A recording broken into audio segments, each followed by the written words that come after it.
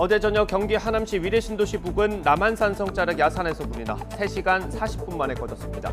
아파트 단지와 가까운 곳에서 불이 나 한때 인근 주민 대피령이 내려졌지만 인명피해는 없었고 근처에 있는 남한산성도 피해가 없었습니다. 오늘 국무회의에 윤석열 대통령 당선인이 추진하는 집무실 이전을 위한 예비비 안건이 상정되지 않은 것으로 확인됐습니다. 정부는 안보 관련 부분에 대한 추가 검토를 거친 뒤 임시 국무회의를 열어 처리한다는 방침입니다.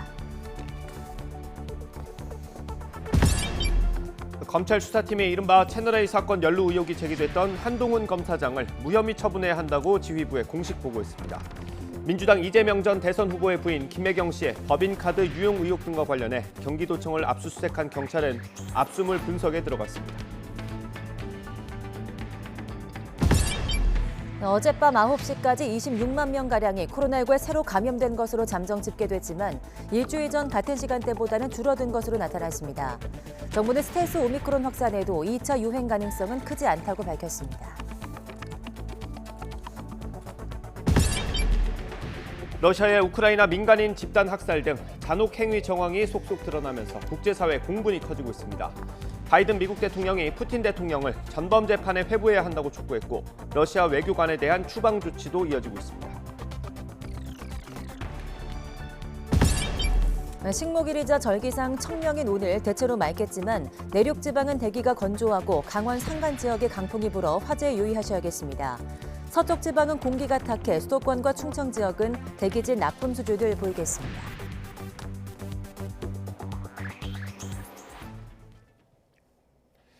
시청자 여러분 안녕하십니까? 4월 5일 굿모닝 YTN 시작합니다.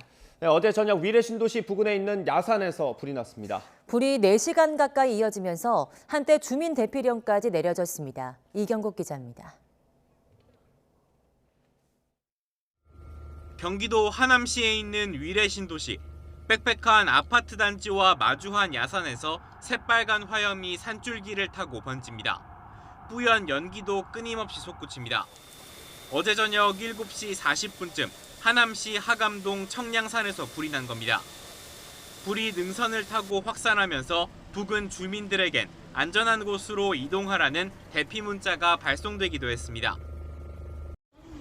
불이 더 커지는 것 같은데. 소방당국은 아파트 단지 부근 방어선을 구축하고 즉각 진화 작업에 나섰는데 경기도 다른 지역 소방차들도 현장에 투입됐습니다. 하남시도 전 직원을 비상 소집해 진화와 안전조치 등을 도왔습니다. 결국 불은 3시간 40분 만에 완전히 꺼졌습니다. 불이 아파트 단지 반대편으로 번져 다친 사람은 없었지만 소방서 추산 임야 8만 제곱미터가 불에 탄 것으로 파악됐습니다. 부근에는 유네스코 세계 문화유산인 남한산성도 있었지만 다행히 피해를 보진 않았습니다. 화재 현장입니다. 이곳은 등산로 바로 옆에 있는 곳인데 보시다시피 모든 곳이 새까맣게 그을린 모습입니다. 가파른 산세의 진화 작업은 한때 난항을 겪기도 했습니다. 경사가 심하고 그래서 좀 진압하는데 좀 어려웠던 것 같습니다.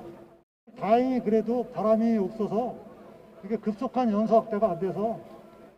산림청과 소방당국은 정확한 화재 원인과 피해 면적을 조사하고 있습니다. YTN 이경국입니다. 청명과 한식을 앞두고 산불 위기경보가 경계로 한 단계 강화됐습니다. 산림청은 어제 오후 3시를 기해서 국가 산불 위기경보를 주의에서 경계로 격상한다고 밝혔습니다. 산림청은 내일 한식이 지난 뒤 이번 주 목요일쯤 내륙에 단비가 내리겠지만 양이 적어서 당분간 산불 위험이 커지겠다며 경계와 주의를 당부했습니다.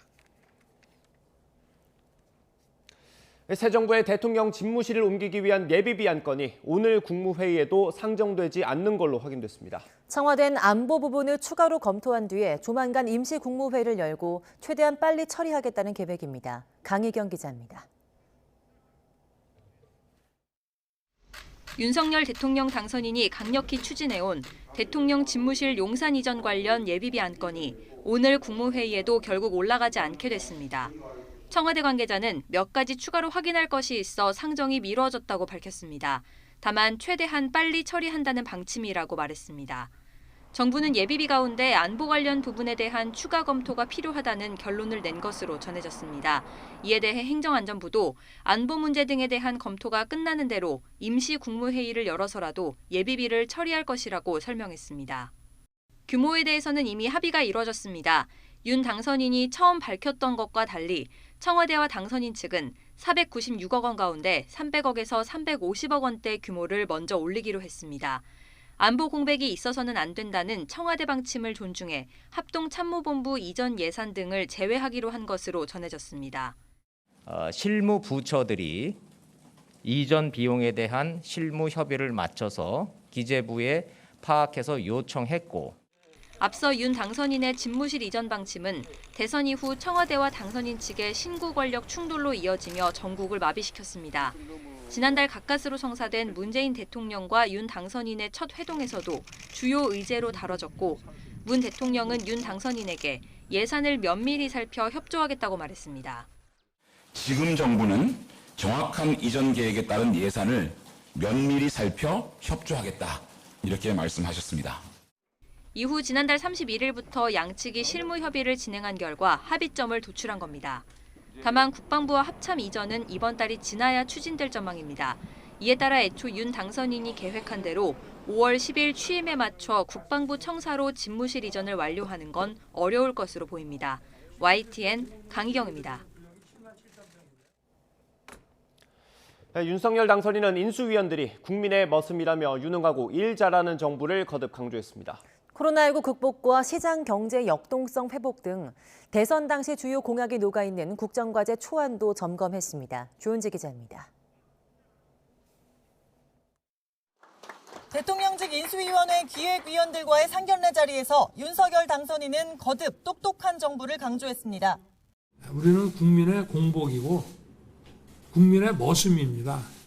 기민하면서 일 잘하고 아주 똑똑하고 유능하게 하는 것입니다. 그것 말고 뭐가 있겠습니까? 청년 기획위원들에게도 힘을 실었는데 대통령실과 내각, 정부 여러 기관에 청년들이 함께 공부하고 참여해야 한다면서 현장에서 제대로 참여할 기회를 만들겠다고 밝혔습니다.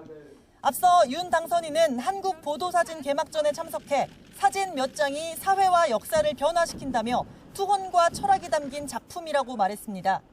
고 전두환 씨 생전 마지막 모습이 된 연희동 골목 산책 사진과 대선 당시 어퍼컷 모습 등을 관람했는데 특별한 언급은 하지 않았습니다. 이분이 전두환 대통령인가요? 이 사진 찍고 얼마 있다가 돌아가신 거예요. 향후 윤석열 정부의 청사진이 될 국정과제 초안도 인수위원회 테이블에 올랐습니다. 윤 당선인이 선거 기간부터 줄곧 강조해온 코로나19 극복과 디지털 플랫폼 정부 구현, 국민통합과 각종 규제 개혁 등이 포함된 것으로 알려졌습니다. 인수위는 6개 분과별로 다시 논의를 거쳐 이달 말 최종안을 마련해 다음 달 초 윤 당선인이 직접 발표한다는 계획인데 안철수 인수위원장은 양보다 질을 강조했습니다. 100개 이상 이렇게 나열식으로 국정과제를 하는 경우가 있었습니다. 더 집중해서 30대 과제 또는 50대 과제를 놓고 거의 모두 다 우리가 약속을 지키는 그런 것이 저는 바람직한 인수위원회의 일이 아닌가. 윤석열 정부가 노동연금 개혁을 최우선 국정과제로 선정했다는 일부 보도가 있었지만 인수위는 순서를 매긴 문건 형태는 아직 나오지 않았다고 선을 그었습니다. YTN 조은지입니다. 윤석열 당선인이 한덕수 국무총리 후보자를 발표하기 전에 내각 인선안을 미리 건넸던 사실이 전해졌습니다. 네, 인사 초천권을 보장하는 윤석열표 책임 총리 철학이 반영됐다는 건데 그대로 실현될지 주목됩니다. 김승환 기자가 보도합니다. 윤석열 당선인은 인선 발표 이틀 전 한덕수 전 총리의 국무총리직을 맡아달라고 전화를 걸었습니다. 이때 당선인은 내각 인선안을 통째로 전달하라고 참모진에 지시했습니다.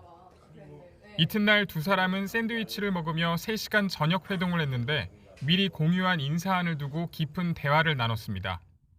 새로운 정부의 강요를 국회 인사청문을 요청해야 되기 때문에 그 인사 현안에 대한 논의를 좀 했습니다. 당선인 측 핵심 관계자는 임명될 총리와 내각 구성을 3시간 이상 논의한 전례가 없었다면서 후보자가 실질적 재청권을 행사하고 있는 거라고 의미를 부여했고, 인수위 관계자도 인사권 없는 총리, 인사권 없는 장관이 제왕적 대통령제의 폐해라는 게 당선인 철학이라며 책임 총리제를 강조했습니다. 대통령과 총리가 업무를 나누는 방식은 아니지만 장관 임명재청권 등 헌법상 보장된 총리의 권한을 충실히 보장해주겠다는 겁니다. 자기가 같이 일할 사람 고르라고 그러면 자기가 잘 되기 위해서라도 실력 없는 사람 뽑겠습니까? 이와 함께 역대 정부가 청와대 중심으로 국정을 운영했다는 비판에서 자유롭지 못했던 만큼 차별화하려는 시도라는 해석도 나옵니다. 그분들의 의지가 없어서가 아니라 노력을 해도 그 오랜 관성과 간행을 끊어내기는 쉽지 않았을 거라 생각하고 저희도 새기면서 임하려고 합니다. 다만 임명직인 총리가 대통령 뜻을 거스르기 힘든 구조 속에서 윤석열표 책임 총리제가 성공적으로 정착할지는 취임 이후 국정 운영이 어떤 모습으로 펼쳐질지에 달렸다는 지적이 나옵니다. YTN 김승환입니다. 네, 이어서 코로나19 소식입니다. 어젯밤 9시까지 전국에서 25만 9천여 명이 확진된 것으로 잠정 집계됐습니다. 전날 같은 시간대 집계치인 12만 7,892명보다 13만 1,744명이 많습니다. 전날은 휴일 검사 건수 감소 영향으로 확진자 수가 줄었지만 검사 수가 늘면서 다시 확진자 수가 대폭 증가한 걸로 보입니다. 하지만 일주 전 같은 시간대 집계치와 비교하면 7만 4천여 명, 2주 전보다는 6만 9천여 명이 감소했습니다. 네, 코로나19 감소세가 계속되는 가운데 정부는 스텔스 오미크론 확산에도 2차 정점이 형성될 가능성은 작다고 내다봤습니다. 이에 따라 확진자 격리 기간 단축을 포함해 일상 회복을 위한 논의에 속도를 내고 있습니다. 이영환 기자입니다. 국내 코로나19 유행 추이 변수로는 스텔스 오미크론, BA2 확산이 꼽힙니다. 기존 오미크론 변이와 중증도 차이는 없지만 전파력이 30% 정도 빠른 것으로 추정되기 때문입니다. 다만 빠르게 퍼져나가도 현재 감소세를 꺾지는 못하고 감소폭만 줄여 유행이 길어지는 정도에 그칠 것이란 게 정부 평가입니다. 국내 점유율이 50%를 넘겨 우세종이 됐지만 전반적인 환자 감소세가 이어지고 있는 점을 근거로 들었습니다. 이에 감소세 이후 다시 확진자가 급증한 해외와 달리 국내에서는 이 같은 2차 정점이 나타나지 않을 가능성이 크다고 봤습니다. 오미크론과 BA2가 합쳐진 XE 변이 역시 전파력은 클 수 있지만 방역 전략이 달라질 정도의 차별점은 없을 것으로 분석했습니다. 저는 오미크론이 천천히 들어와서 오미크론이 채 끝나기도 전에 BA2가 확산이 시작된 거죠. 60만까지도 나온 이유가 그래서 그렇고요. 면역력이 이미 많이 이제 내재되어 있어서 그렇게 다시 컬브가 높게 올라가긴 좀 어려울 것 같아요, 당분간은. 이에 정부는 완만한 감소세가 계속되고 피해 규모와 의료 역량 관리가 안정적으로 유지되면 방역을 전면 완화할 방침입니다.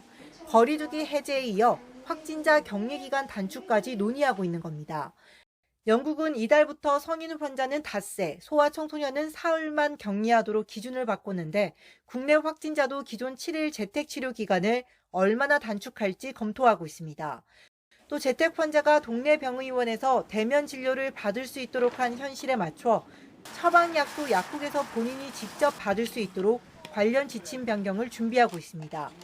YTN 이영훈입니다.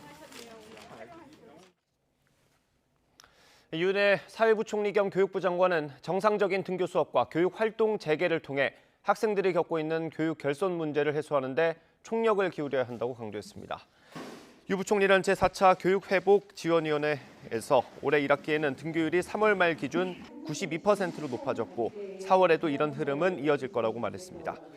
이어 오미크론 유행이 안정되지 않은 어려운 상황이라면서도 학교 방역 안전망을 유지하면서 학교의 교육 활동을 지속적으로 단계적으로 확대해 나갈 거라고 밝혔습니다. 중국은 상하이에서 코로나19가 확산하자 결국 군 의료진 2,000명을 투입했습니다. 현재 의료 능력으로는 감당하기 어려운 수준까지 상황이 악화한 걸로 보입니다. 베이징에서 강성웅 특파원의 보도입니다. 봉쇄가 시작된 지 일주일이 지난 상하이시는 도시 기능이 완전히 정지됐습니다. 도로는 텅 비었고 지하철역에도 사람들의 발길이 끊겼습니다. 주민 2,500만 명 대부분이 집안에서 격리된 채 배달이나 배급으로 끼니를 해결하고 있습니다. 감염자들은 박람회장에 설치된 임시치료소에 격리돼 있는데 병상은 이미 포화 상태입니다. 일주일 동안 4만 4천여 명이 감염된 데 이어 하루 8, 9천 명씩 계속 늘어나기 때문입니다. 我市新增438例新冠肺炎本土确诊病例和7788例本土无症状感染者。 중국 당국은 결국 상하이에 군 의료진 2,000명을 투입했습니다. 군 의료진 말고도 다른 지역 의사와 간호사 등 2만여 명이 속속 do착하고 있습니다. 상하이는 이미 자체 의료 인력으로는 감당하기 어려운 상황이 됐기 때문입니다. 大家虽然准备的过程还是比较紧凑，但是让我们感觉到就是说大家还是很有信心的。 창춘과 지린 등 지린성의 도시들은 봉쇄 한 달이 돼가지만 확산세가 꺾이지 않고 있습니다. 중국이 군 의료진을 2,000명이나 투입한 것은 2년 전 우한 이후 처음입니다. 오미크론의 확산으로 중국의 방역은 다시 난관에 봉착했습니다. 베이징에서 YTN 강성웅입니다. 네, 러시아가 우크라이나 수도 키이우 인근에서 민간인을 학살한 혐의에 대해 유럽 각국이 강력히 규탄하고 나섰습니다. 프랑스의 마크롱 대통령은 추가 제재를 언급하면서 특히 독일과 협의하겠다고 밝혔습니다. 보도에 송태엽 기자입니다. 러시아군이 우크라이나의 소도시 부차에서 민간인들을 집단 학살한 정황이 드러나자 서방 언론들은 일제히 머리기사로 참혹한 현장을 보도했습니다. 주택가 곳곳에 방치된 시신 사진과 함께 민간인 주검이 400여 구나 발견됐다는 소식이 전해지자 러시아를 규탄하는 유럽인들의 목소리가 높아지고 있습니다. 독일 베를린에서 열린 집회에서는 러시아산 가스를 계속 수입하는 독일 정부에 대해 비판의 목소리도 나왔습니다. It should be no gas, no oil between Germany and Russia. It should be hard sanction. We need to know who is responsible for that. 유럽연합 EU와 영국은 한 목소리로 러시아에 대한 제재를 강화하겠다고 예고했습니다. 에마누엘 마크롱 프랑스 대통령은 앵테르 라디오와의 인터뷰에서 러시아군이 부차에서 전쟁 범죄를 저질렀다는 명확한 징후가 있다고 밝혔습니다. 유럽연합 차원에서 러시아의 석유, 석탄 산업을 겨냥한 추가 제재를 논의하겠다고 말했습니다. Ce qui vient de se passer à Boutcha impose un nouveau train de sanctions et des mesures très claires. Donc nous allons nous coordonner avec nos partenaires européens, en particulier avec l'Allemagne, mais 이에 앞서 샤를 미셸 EU 정상회의 상임의장도 러시아에 추가 제재가 내려질 것이며 우크라이나에는 추가 지원이 있을 것이라고 전했습니다. EU 외교 정책을 총괄하는 호세프 보렐 외교안보정책 고위 대표도 긴급히 러시아에 대한 추가 제재를 위해 작업을 진행할 것이라고 밝혔습니다. 이에 대해 드미트리 페스코프 크렘린궁 대변인은 민간인 학살 의혹을 우크라이나의 도발이라고 부르면서 이 문제가 국제적 수준에서 논의되길 원한다고 말했습니다. YTN 송태엽입니다. 조 바이든 미국 대통령이 블라디미르 푸틴 러시아 대통령을 전범이라고 부르며 전범 재판을 회부할 것을 촉구했습니다. 바이든 대통령은 러시아에 대해서 더 많은 제재를 가할 것이라고 밝혔습니다. 김원대 기자입니다. 조 바이든 미국 대통령은 취재진에게 여러분은 우크라이나 부차에서 무슨 일이 일어나는지 봤다며 블라디미르 푸틴 러시아 대통령은 전범이라고 말했습니다. 바이든 대통령은 모든 구체적인 사항들을 수집해 푸틴 대통령을 전범 재판에 회부할 것을 촉구했습니다.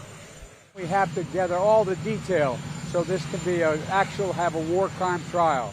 This guy is brutal, and what's happening in Bucha is outrageous, and everyone's seen it.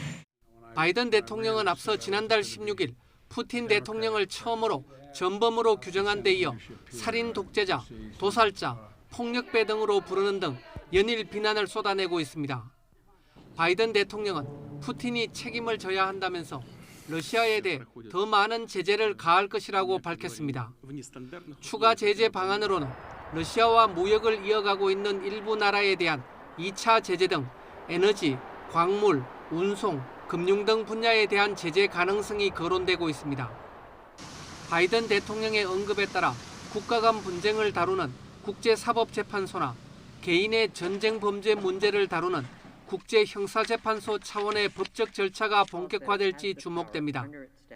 우르줄라 폰데어 라이엔 유럽연합 EU 집행위원장은 성명에서 EU가 앞서 전쟁 범죄와 반인도적 범죄를 조사하고 증거를 수집하기 위해 우크라이나와 공동조사팀을 설치했다는 점을 밝혔습니다.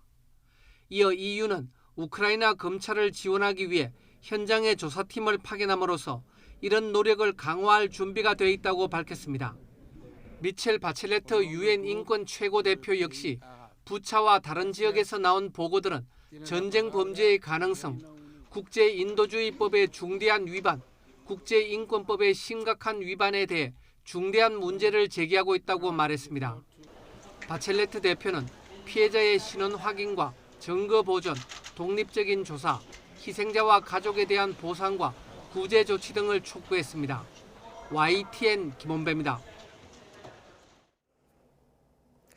우크라이나가 러시아군의 민간인 대량 학살에 이어서 전쟁 포로에 대한 비인간적인 대우가 있었다고 규탄했습니다.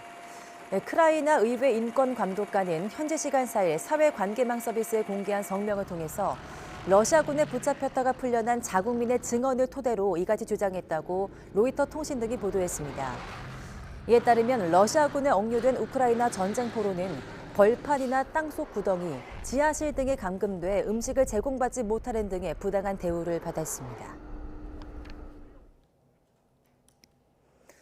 한미 북핵 수석 대표들이 만나 북한의 최근 대륙간 탄도미사일 시험 발사 등에 대해서 강력히 대응하겠다는 뜻을 재확인했습니다.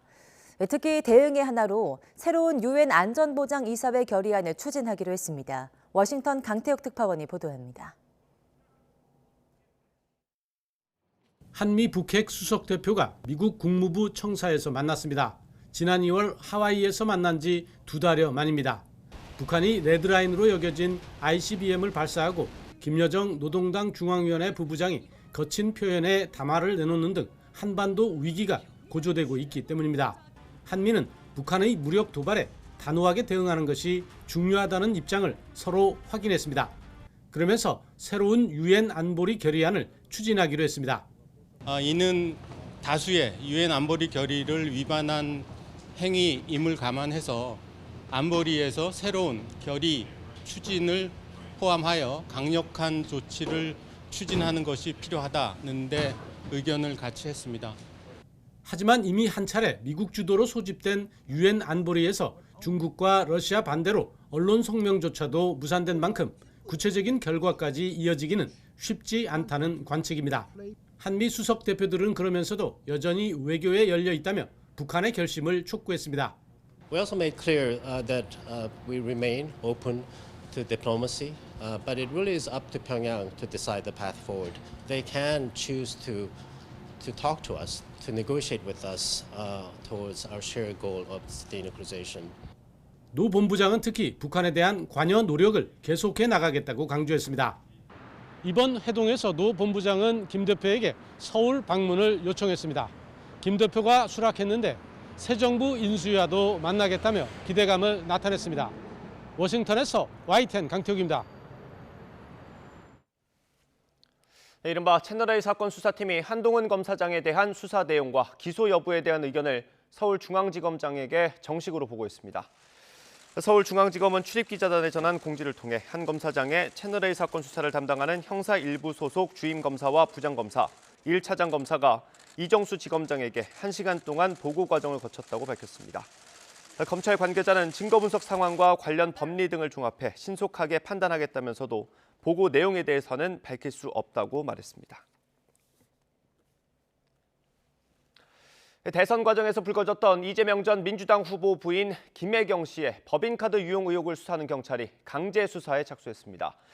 경기도청에서 법인카드 관련 자료를 압수했는데 분석을 마치는 대로 피고 발인 조사도 본격화할 걸로 보입니다. 이준엽 기자입니다.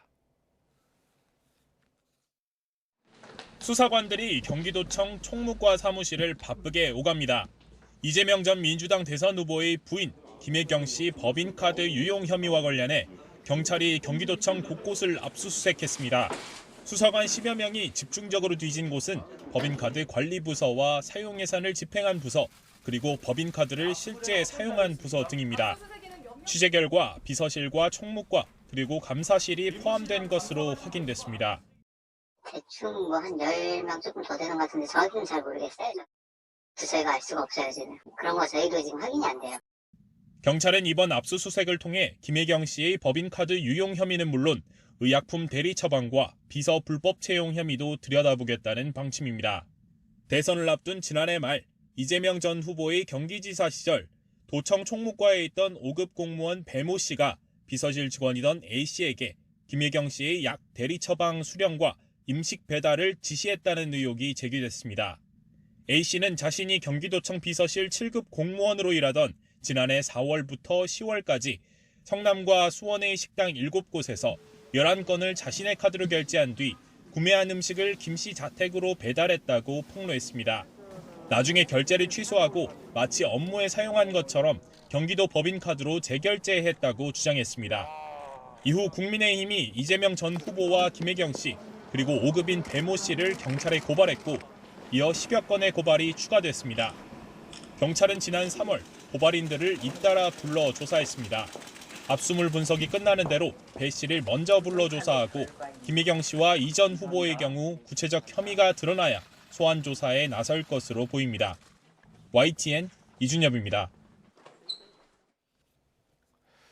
선거 캠프 출신 인사를 시 산하기관에 부정 채용한 의혹을 받고 있는 은수미 성남시장이 11시간 동안 경찰 조사를 받고 오늘 새벽에 귀가했습니다. 경기 남부경찰청 반부패 수사계는 어제 오후 2시 은 시장을 피의자 신분으로 소환해 오늘 새벽 1시까지 조사했습니다.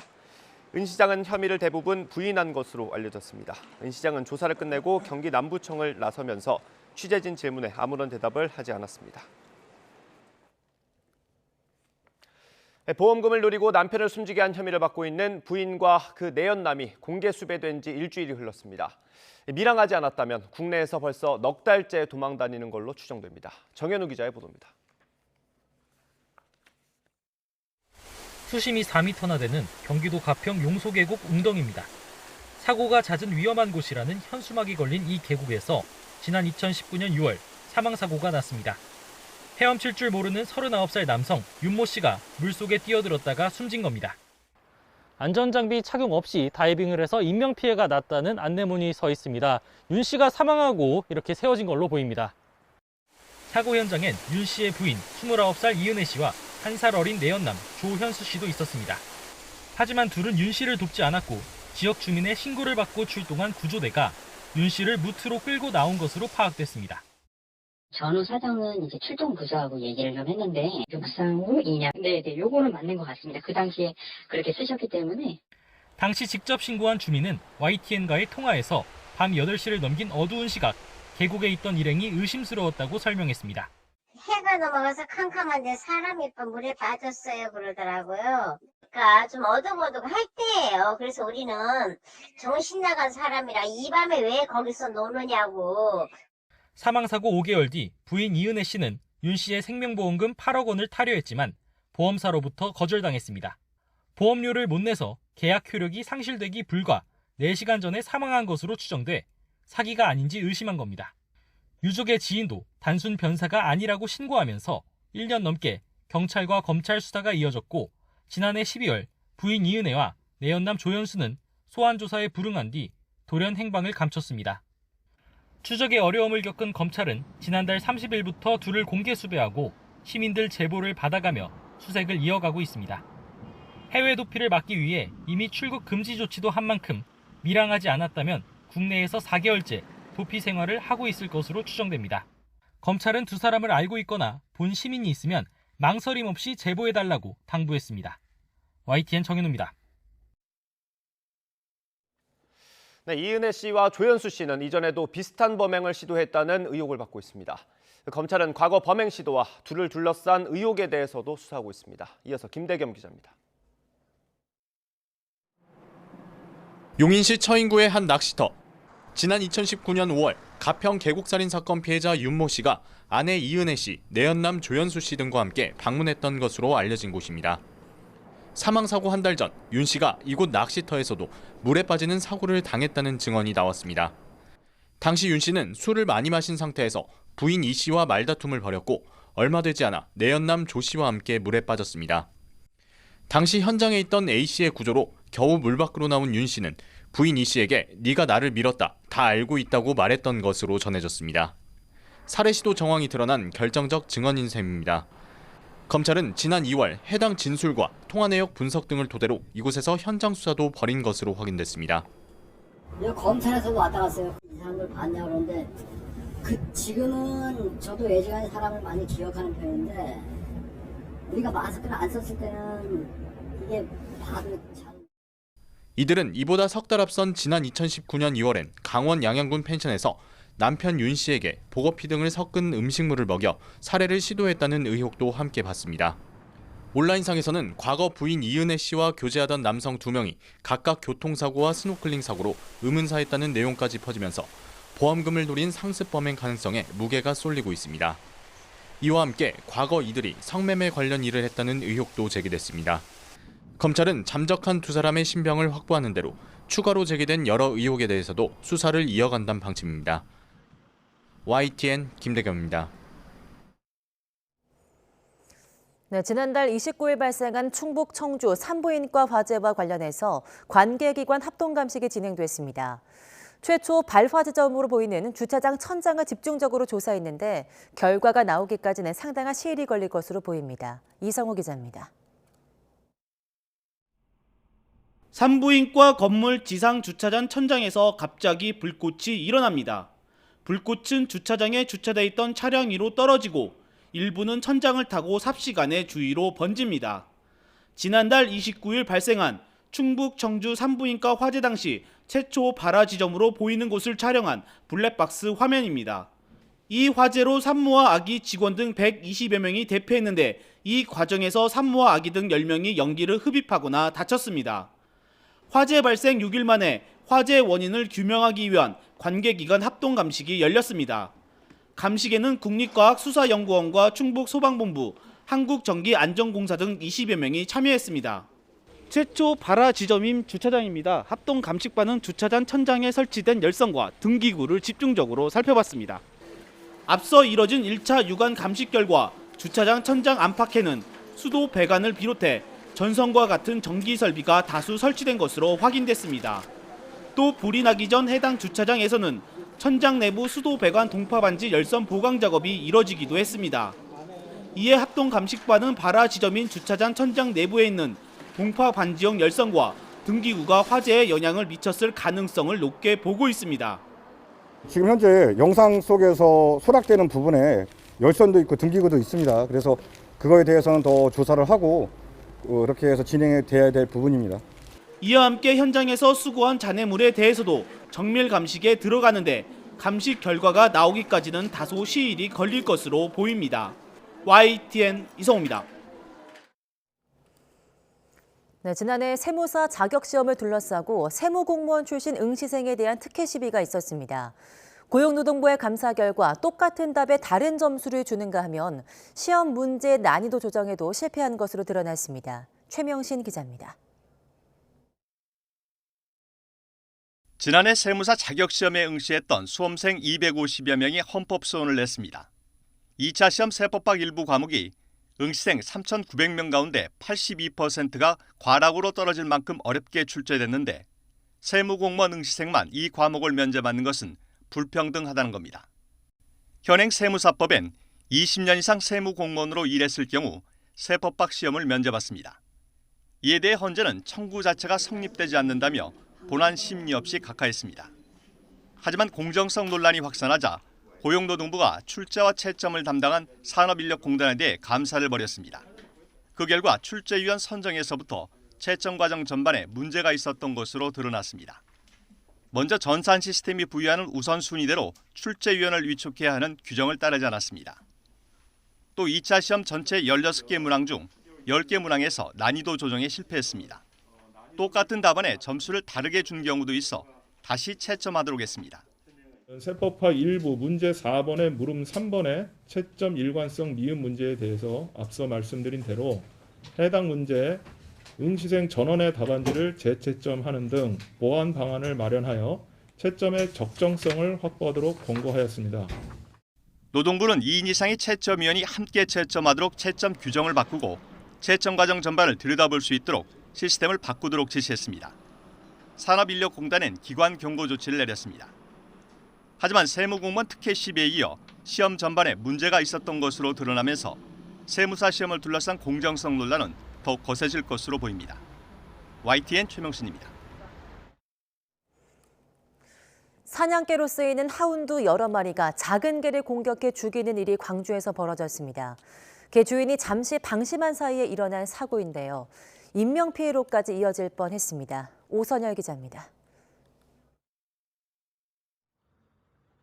한 남성이 갈색 푸드를 가슴에 꼭 안은 채 황급히 도망칩니다. 그 뒤를 큼지막한 하운드 여러 마리가 빠르게 쫓아가며 위협합니다.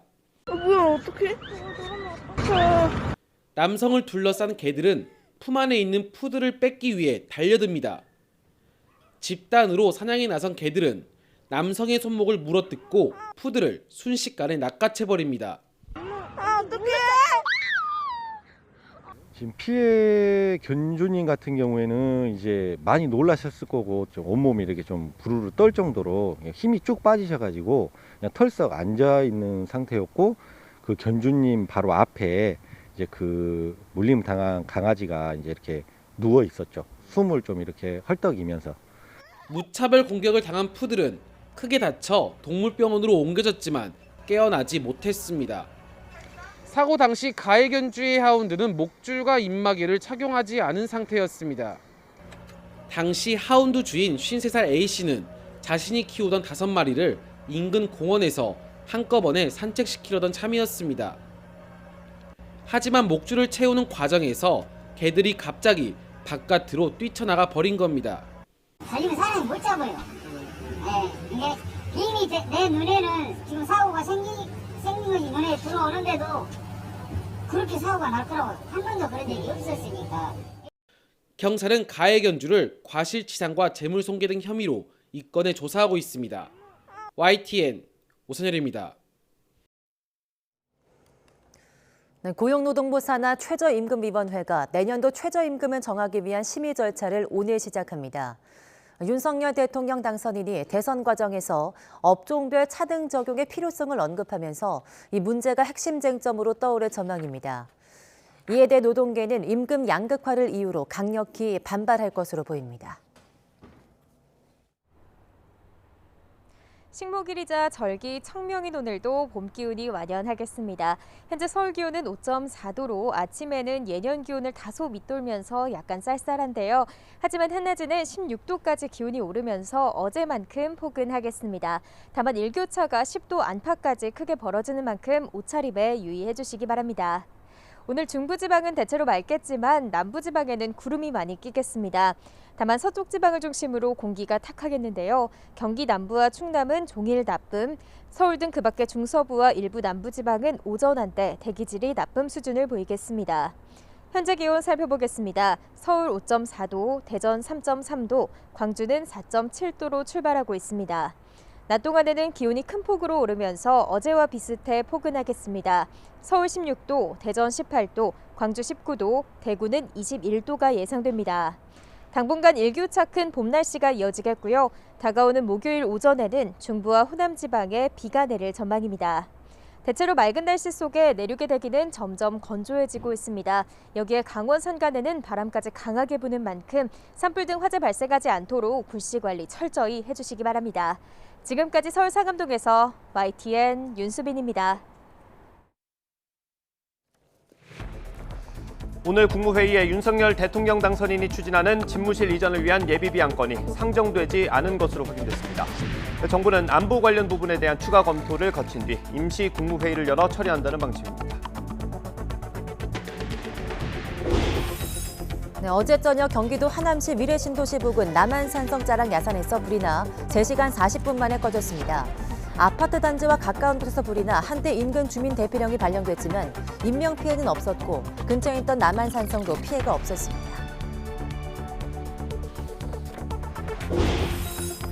어젯밤 9시까지 26만 명 정도가 코로나19에 새로 감염된 것으로 잠정 집계됐지만 일주일 전 같은 시간대보다는 줄어든 걸로 나타났습니다. 정부는 스텔스 오미크론 확산에도 2차 유행 가능성은 크지 않다고 밝혔습니다. 러시아의 우크라이나 민간인 집단 학살 등 잔혹행위 정황이 속속 드러나면서 국제사회 공분이 커지고 있습니다. 바이든 미국 대통령이 푸틴 대통령을 전범 재판에 회부해야 한다고 촉구했고 러시아 외교관에 대한 추방 조치도 이어지고 있습니다. 안철수 인수위원장이 최근 세계 공급망 위기에 대응해서 전기와 가스 요금을 한시적으로 동결하겠다고 밝혔습니다. 이와 함께 인수위원회는 청와대나 내각으로 가는 징검다리가 아니라며 내부 기강 잡기에도 나섰습니다. 김태민 기자입니다. 안철수 인수위원장은 네 번째 전체 회의를 주재하며 시급한 민생 현안으로 원자재 수급 문제를 꼽았습니다. 최근 러시아의 우크라이나 침공 사태로 세계 공급망 위기가 빚어지며 원자재 가격이 폭등하고 있기 때문입니다. 그러면서 현 정부를 향해 공급망 다양화로 지난해 요소수 사태 같은 일이 재발하지 않도록 해달라고 당부했습니다. 산업 현장이 원활하게 돌아갈 수 있도록 현 정부는 다양한 원자재 수급 문제의 실태를 파악하고 만전을 기해 주시기 바랍니다. 이와 함께 산업계를 돕기 위해 가스와 전기요금을 한시적으로 동결하거나 인상폭을 최소화해야 한다고 강조했습니다. 공기업 경영 부실화에 대한 우려보단 국민이익이 먼저라고 단호하게 선을 그은 겁니다. 공기업 주주들의 이익도 중요합니다. 그렇지만 공기업은 국민의 이익을 최우선으로 해야 하는 것이 존재 이유이기 때문입니다. 안 위원장은 또 출범 보름여를 맞은 인수위원회 내부 기강 잡기에도 나섰습니다. 인수위는 청와대로 가는 징검다리나 내각으로 가는 지름길이 아니라면서 이런 이야기를 빗대 경고했습니다. 누구에게 줄을 대야 하는지 서로 정보 교환하느라 옥상이 붐빈다고 합니다. 예전처럼 옥상이 붐비고 나중에는 주점이 붐비는 경로를 밟게 된다면 우리 모습이 국민들께 어떻게 비춰질지를 다 함께 생각해 보시면 좋겠습니다. 총리 지명과 내각 인선이 속도를 내면서 인수위 업무가 본격화하는 가운데 자칫 흐트러질 수 있는 분위기를 미리 단속하겠다는 뜻으로 풀이됩니다. YTN 김태민입니다. 한덕수 국무총리 후보자가 지난 2017년 12월부터 최근까지 김앤장 법률사무소 고문으로 일하며 4년 4개월 동안 10수억 원을 받은 걸로 알려졌습니다. 이에 대해 한 후보자는 YTN과 통화에서 자신의 연봉과 관련한 정확한 액수는 기억나지 않지만 내야 할 세금을 모두 납부하는 등 불법적인 요소는 전혀 없다고 강조했습니다. 이어 연봉과 관련한 구체적인 데이터를 확인해야 한다며 희미한 기억에 의존해 개별 액수 하나하나를 곧바로 언급하는 건 적절하지 않은 것 같다고 말했습니다. 6일 지방선거가 이제 2달 앞으로 다가왔습니다. 출마 선언이 잇따르는 가운데 민주당은 송영길 전 대표의 서울시장 출마를 둘러싸고 내홍이 일고 있습니다.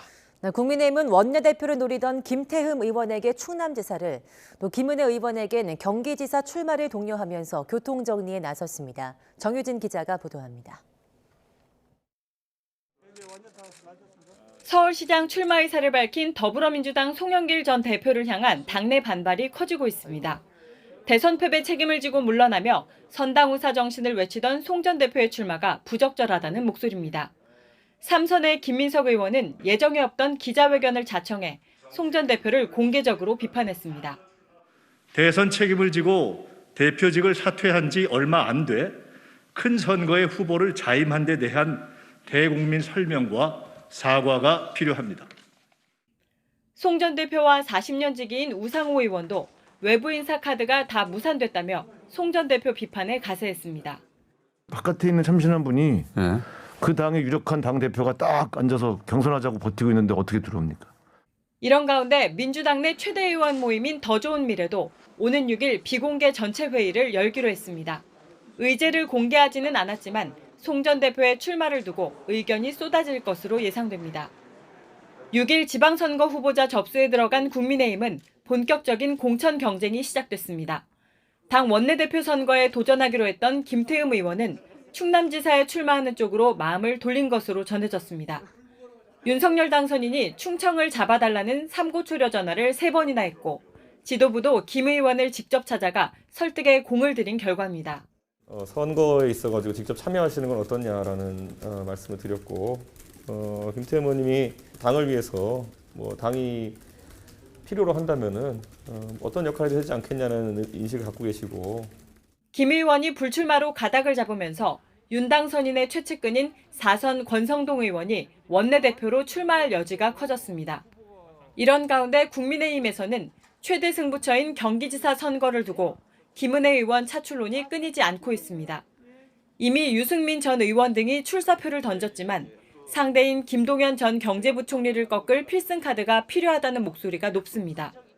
국민의힘 핵심 관계자는 YTN과의 통화에서 김 의원에게 계속 출마를 부탁하고 있다면서 김 의원이 경기지사에 출마하면 당내 경선부터 관심을 끌 수 있을 것이라고 기대했습니다.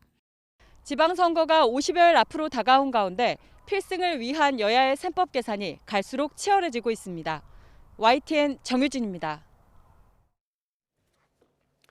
코로나19 유행 규모가 감소세로 바뀐 가운데 정부는 위중증 환자와 사망자도 감소하는 경향이 나타나고 있다고 진단했습니다. 앞으로 2주 동안 안정적으로 관리되면 오는 18일에는 거리두기 전면 해제가 가능할 걸로 보입니다. 김평정 기자입니다.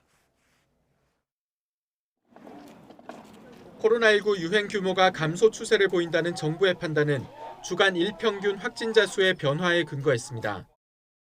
지난 한 주간 일평균 확진자는 28만 5천 명가량으로 지난달 중순에 40만 5천 명보다 10만 명 이상 줄었습니다.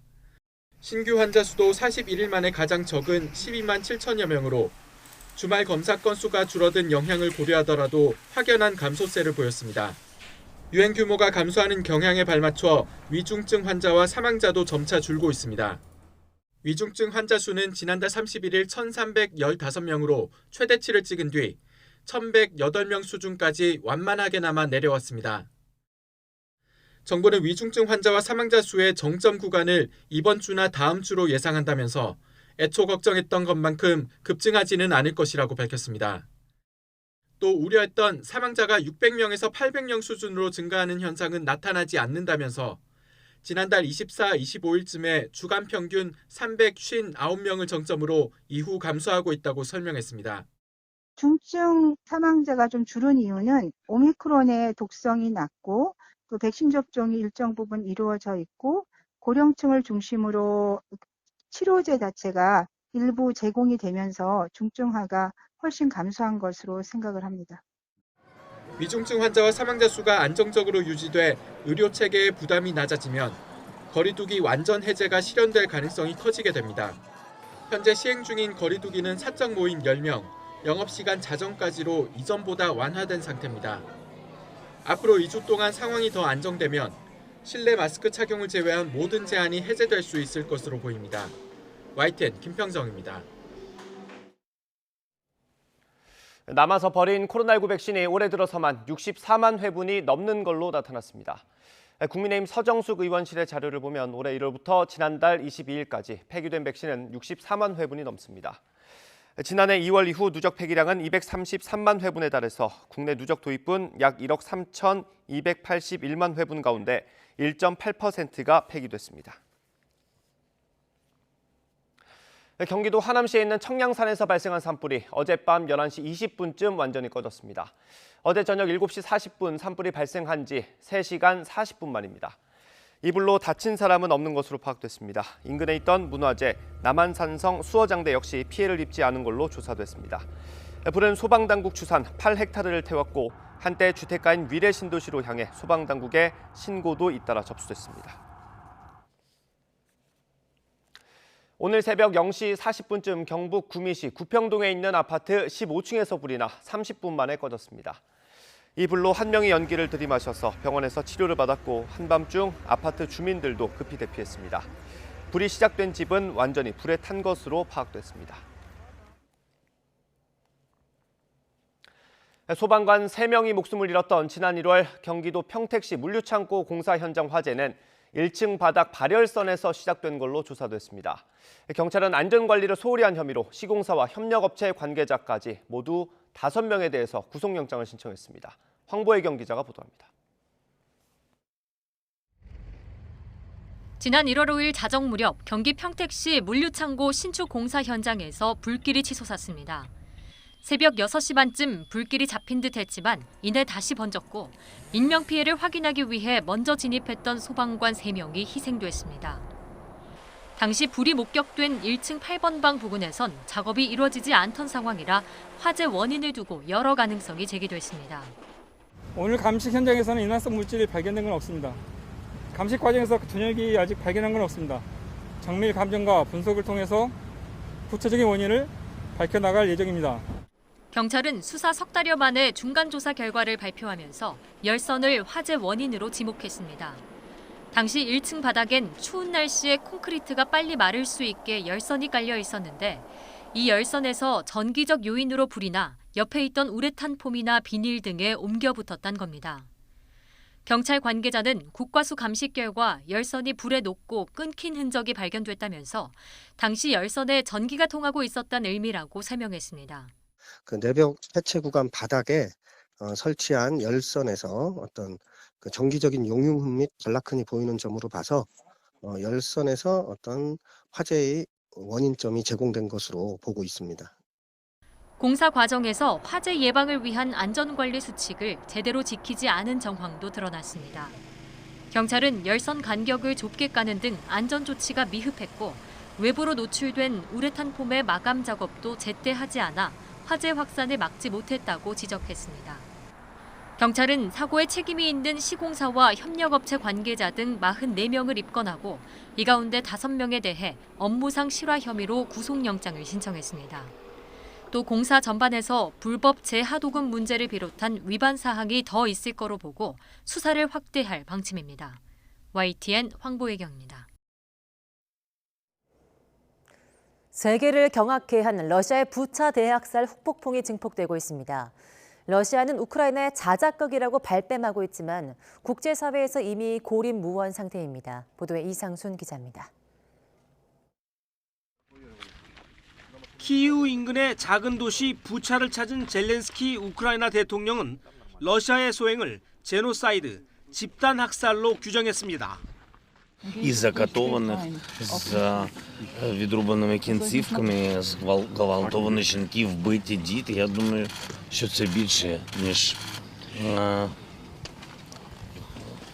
це є геноцид. 민간인 대학살까지 드러나면서 러시아와 우크라이나의 평화 협상은 더 어려워졌습니다. И ежедневно, понимаете, там находятся люди в бочках, в погребах и так далее, задушенные и просто замученные. Поэтому считаю, что им нужно... 러시아는 여전히 발뺌하고 있습니다. 대학살이 우크라이나의 자작극이라는 겁니다. Там через несколько дней была устроена инсценировка, которую разгоняют по всем каналам и социальным сетям украинские представители и их западные покровители. 하지만 이 주장을 고지곳대로 듣는 나라는 없습니다. Meine Damen und Herren, in diesen Stunden erreichen uns furchtbare und grauenerregende Aufnahmen aus der Ukraine. Wir sehen Dutzende erschossene Zivilisten in Buchta. 독일은 부차 대학살에 대한 첫 대응으로 정보기관과 연계된 것으로 의심되는 베를린 주재 러시아 대사관 직원 40명을 추방하기로 했습니다. 유럽연합 EU 차원에서도 러시아에 대한 추가 제재를 준비하고 있습니다. 러시아는 비우호 국가와 국민들에게 비자 발급 절차 간소화 제도를 잠정 중단하는 등 맞불을 놨지만 국제사회에서 점점 더 고립되고 있습니다. YTN 이상순입니다. 네, 미국은 러시아군이 애초 우크라이나 수도 키이우 주변에 배치한 병력의 3분의 2가량을 다른 곳으로 이동시켰다는 분석을 내놓았습니다. 미국 국방부 고위 당국자는 현지 시간 4일 브리핑에서 러시아군은 철수 전에 키이우에 초점을 맞춰 20개 미만의 부대를 배치했지만 지금은 3분의 1가량만 주변에 남겨뒀다고 말했습니다. 이 당국자는 철수한 러시아군 다수가 칠러 국가이자 우크라이나의 북쪽 접경을 맞댄 벨라루스에 집결했다면서 이들은 재조정을 통해서 다른 지역으로 다시 배치될 것으로 예상한다고 설명했습니다. 네, 채널A 사건 담당 수사팀이 한동훈 검사장에 대한 처분 방향을 이정수 서울중앙지검장에 보고했습니다. 기존 입장대로 무혐의 처분해야 한다는 의견을 보고한 것으로 알려졌는데요. 우여곡절 끝에 2년을 끌어온 한 검사장 기소 여부가 조만간 최종 결정될 것으로 보입니다. 오철희 기자입니다. 채널A 사건을 수사해온 서울중앙지검 수사팀이 한동훈 검사장에 대한 그간의 수사 상황과 기소 여부에 대한 의견을 지시 사흘 만에 이정수 지검장에게 보고했습니다. 수사팀은 1시간 정도 진행된 보고에서 한 검사장에게 혐의가 없어 재판에 넘기지 않겠다는 입장을 피력한 것으로 전해졌습니다. 검찰 관계자는 증거 분석 상황과 관련 법리 등을 종합해 신속히 판단하겠다면서도 구체적인 보고 내용에 대해서는 말을 아꼈습니다. 이제 결재권자인 이 지검장의 결심만 남았는데 한 검사장의 기소 여부를 조만간 결론 내릴 것으로 보입니다. 채널A 사건은 이동재 전 기자가 이철 전 밸류인베스트먼트 코리아 대표에게 유시민 전 노무현 재단 이사장을 비롯한 여권 인사들의 비리를 알려달라고 강요했다는 의혹입니다. 이 전 기자가 당시 검찰 고위 관계자와의 친분을 과시해 검언 유착 의혹으로도 불렸는데 여기에 등장하는 관계자가 한 검사장입니다. 이철 막 와이프 찾아다니고 막 이러는데 그건 해보면 하지. 교도소에 편지를 썼거든요. 이렇게 당신 어차피 자네들이 너 다 버릴 것이고 너 그런 거 하다가 한두 걸리면 되지. 지난 2020년 3월 MBC 보도를 통해 알려진 뒤 검찰이 수사에 착수했고 이 전 기자와 후배 기자만 강요 미수 혐의로 재판에 넘겼습니다. 이 전 기자 등에게 1심에서 무죄가 선고된 이후에도 검찰은 한 검사장에 대해선 기소 여부를 결정하지 않았습니다.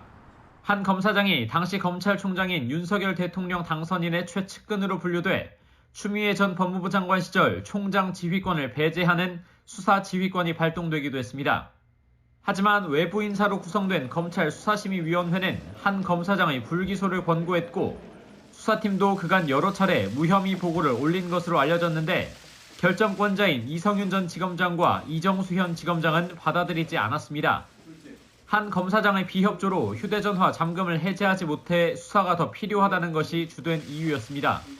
새 정부 출범을 앞두고 이 지검장이 수사팀의 뜻을 수용할 가능성이 크다는 관측도 있지만 워낙 파장이 큰 사안인 만큼 부장회의 등 추가 의견 수렴 절차를 거칠 여지도 남아 있습니다.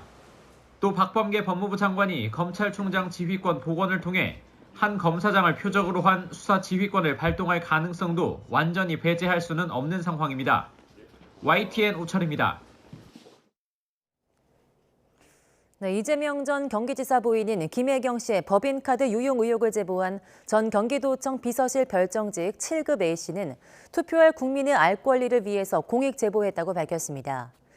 A씨는 한 유튜브 채널에 출연해서 도청 근무 당시 자신이 한 일이 잘못된 것인지 알지 못했는데 실직 상태에서 뉴스를 보면서 불법임을 알았다며 거짓말한 사람이 대통령이 되면 안 된다고 생각했다고 말했습니다.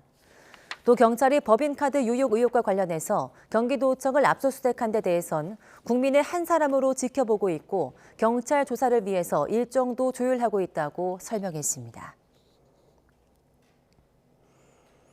네, 윤석열 대통령 당선인의 배우자 김건희 여사가 비공개 상태였던 개인 SNS 계정을 공개로 바꾸며 공개 행보를 시작할지 주목되고 있습니다. 김 여사는 인스타그램 계정 공개 전환과 함께 스토리를 통해서 자택에서 키우는 고양이 3마리 사진을 올렸습니다.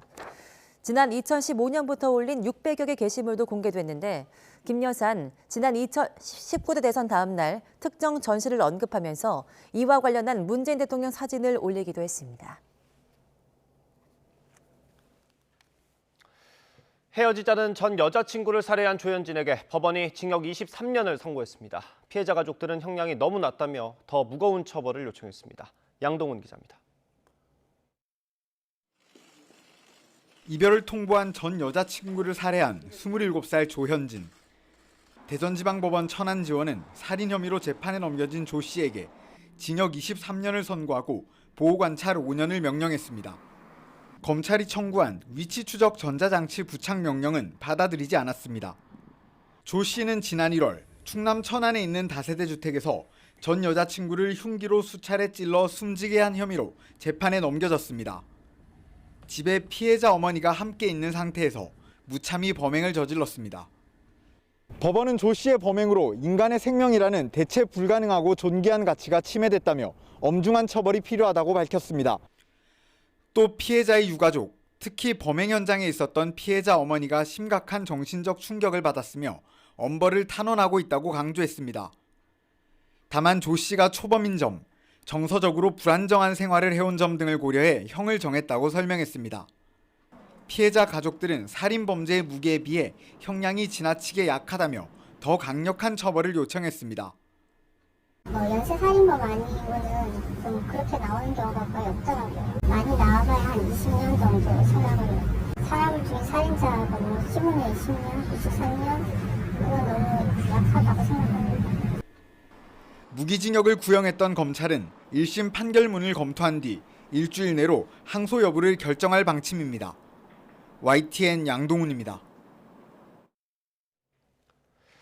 국내에서 가장 긴 충남 보령 해저 터널에서 자동차 경주를 한 20대들이 경찰에 붙잡혔습니다. 경찰 조사에선 재미삼아 호기심에 그랬다고 진술했습니다. 이문석 기자입니다. 새벽 시간 충남 보령 해저 터널 앞. 승용차 3대가 속도를 늦춘 채 터널에 진입합니다. 앞차가 깜빡이를 켜고 멈추자 뒤따르던 차들이 따라서 정지합니다. 위험하게 1, 2차로를 막고 선 차들. 그 자리에서 30초간 멈춰 있다가 갑자기 속도를 내 2km를 질주했습니다. 앞차가 손수건을 흔들며 차를 세우는 등 위험천만 자동차 경주는 3번이나 이어졌습니다. 이 과정에 시속 70km인 규정 속도를 훨씬 초과해 운전한 거로 조사됐습니다. 경찰은 도로교통법 공동위험행위 금지 위반 등의 혐의로 화면 속 차량 운전자 3명을 붙잡아 검찰에 송치했습니다. 최대 징역 2년이나 벌금 500만 원 형벌이 내려질 수 있습니다. 동네 선후배 사이인 피의자들은 바닷속으로 깊이 뚫린 도로가 신기해서 재미삼아 자동차 경주를 했다고 경찰에 말했습니다. 지난 2월에도 같은 해저터널에서 사진을 찍는다며 차를 멈추고 후진하는 등 위험 행위를 한 3명이 경찰에 입건됐습니다. 터널 안은 위험한 거 아니겠습니까? 그래서 거기서 차가 안 다니더라도 정지를 해서 차로를 막게 되면 위험성이 있는 것입니다. 경찰은 순간의 호기심이 나뿐 아니라 타인 목숨까지 앗아갈 수 있다며 터널 내 위험 유발 행위자를 끝까지 추적해 엄정 대응할 거라고 경고했습니다. YTN 이문석입니다. 지난해와 올해 초 물류창고 화재 현장에서 소방대원들이 순직하는 안타까운 사고가 있었습니다. 화마와 마주한 사선에서 동료를 다시 잃지 않기 위해 소방대원들은 훈련을 거듭하고 있습니다. 훈련 현장을 오태인 기자가 다녀왔습니다. 구조 신호를 접수한 소방대원들이 조심스럽게 건물로 들어갑니다. 불빛 하나에 의지한 채 주위를 수색합니다. 소방 호스를 따라 진입하고 끝에 가서는 부채꼴 모양으로 퍼져 사람을 찾습니다. 바닥에 쓰러진 동료를 발견하고 곧바로 이송합니다. 실제 현장에서 지휘관의 판단에 따라 구성되는 신속 동료 구조팀, 이른바 RIT 훈련 모습입니다. 소방관들 스스로 좀 더 훈련을 하고 앞으로 다시는 저희 동료 소방관을 잃지 않도록 좀 더 체계적으로 훈련하도록 하겠습니다.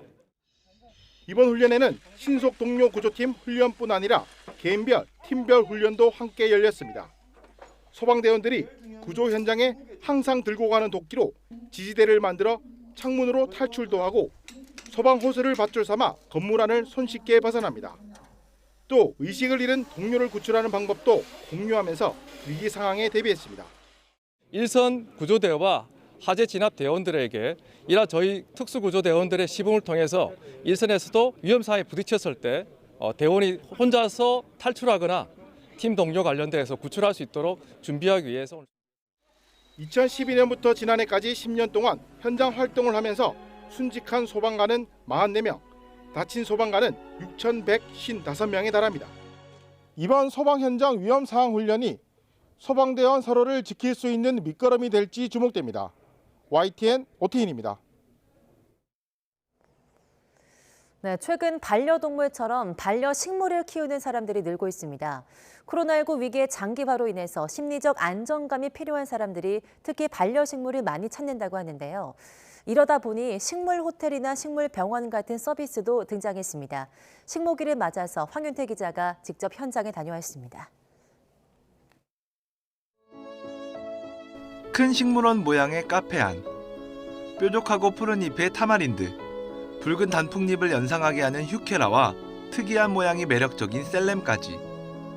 카페 안은 봄꽃과 식물들로 가득 찼습니다. 향기는 사람을 모으고 사람들은 자연스럽게 화면에 담습니다. 남자아이 둘을 키우는데 워낙 활동량이 많아서 아이들이 이제 유치원이나 학교 가고 나서 식물을 보고 있으면 좀 마음이 편안해지더라고요. 반려식물로 어떤 게 좋을까? 고민하는 사람들에겐 전문가가 도움을 줄 수 있습니다.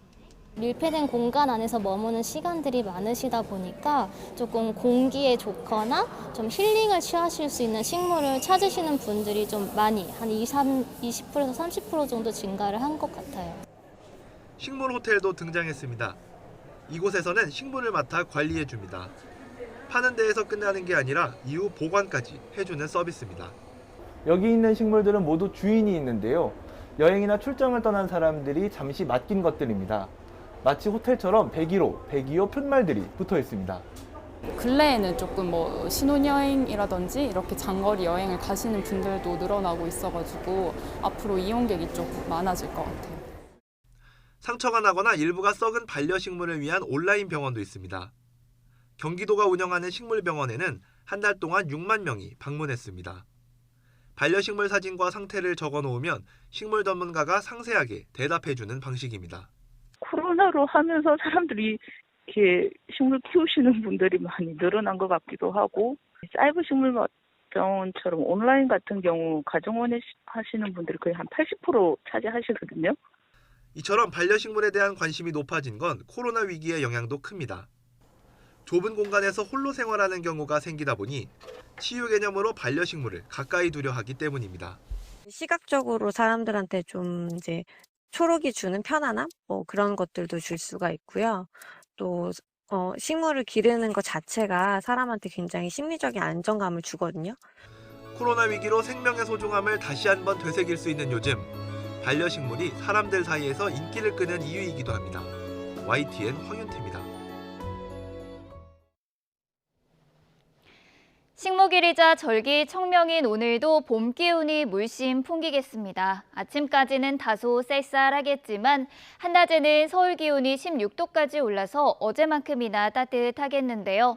다만 일교차가 10도 이상으로 크게 벌어지고 있습니다. 옷차림에는 각별히 신경 써주셔야겠습니다. 연일 대기가 정체되면서 오늘도 중서부와 일부 남부지방은 공기가 탁하겠는데요. 호흡기 건강도 잘 챙기셔야겠습니다. 이 먼지만 아니라면 오늘도 하늘 자체는 맑겠고요. 강원 동해안을 중심으로는 바람이 무척 강하게 불겠습니다.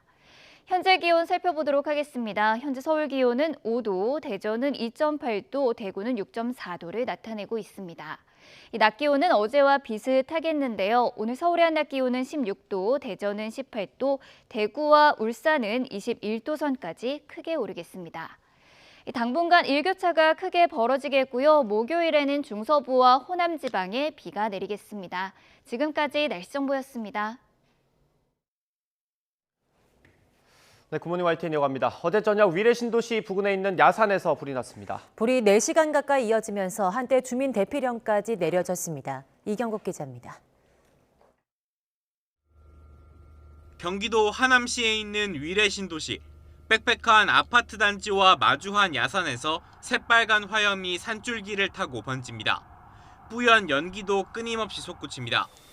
어제 저녁 7시 40분쯤 하남시 하감동 청량산에서 불이 난 겁니다. 불이 능선을 타고 확산하면서 부근 주민들에겐 안전한 곳으로 이동하라는 대피 문자가 발송되기도 했습니다. 불이 더 커지는 것 같은데.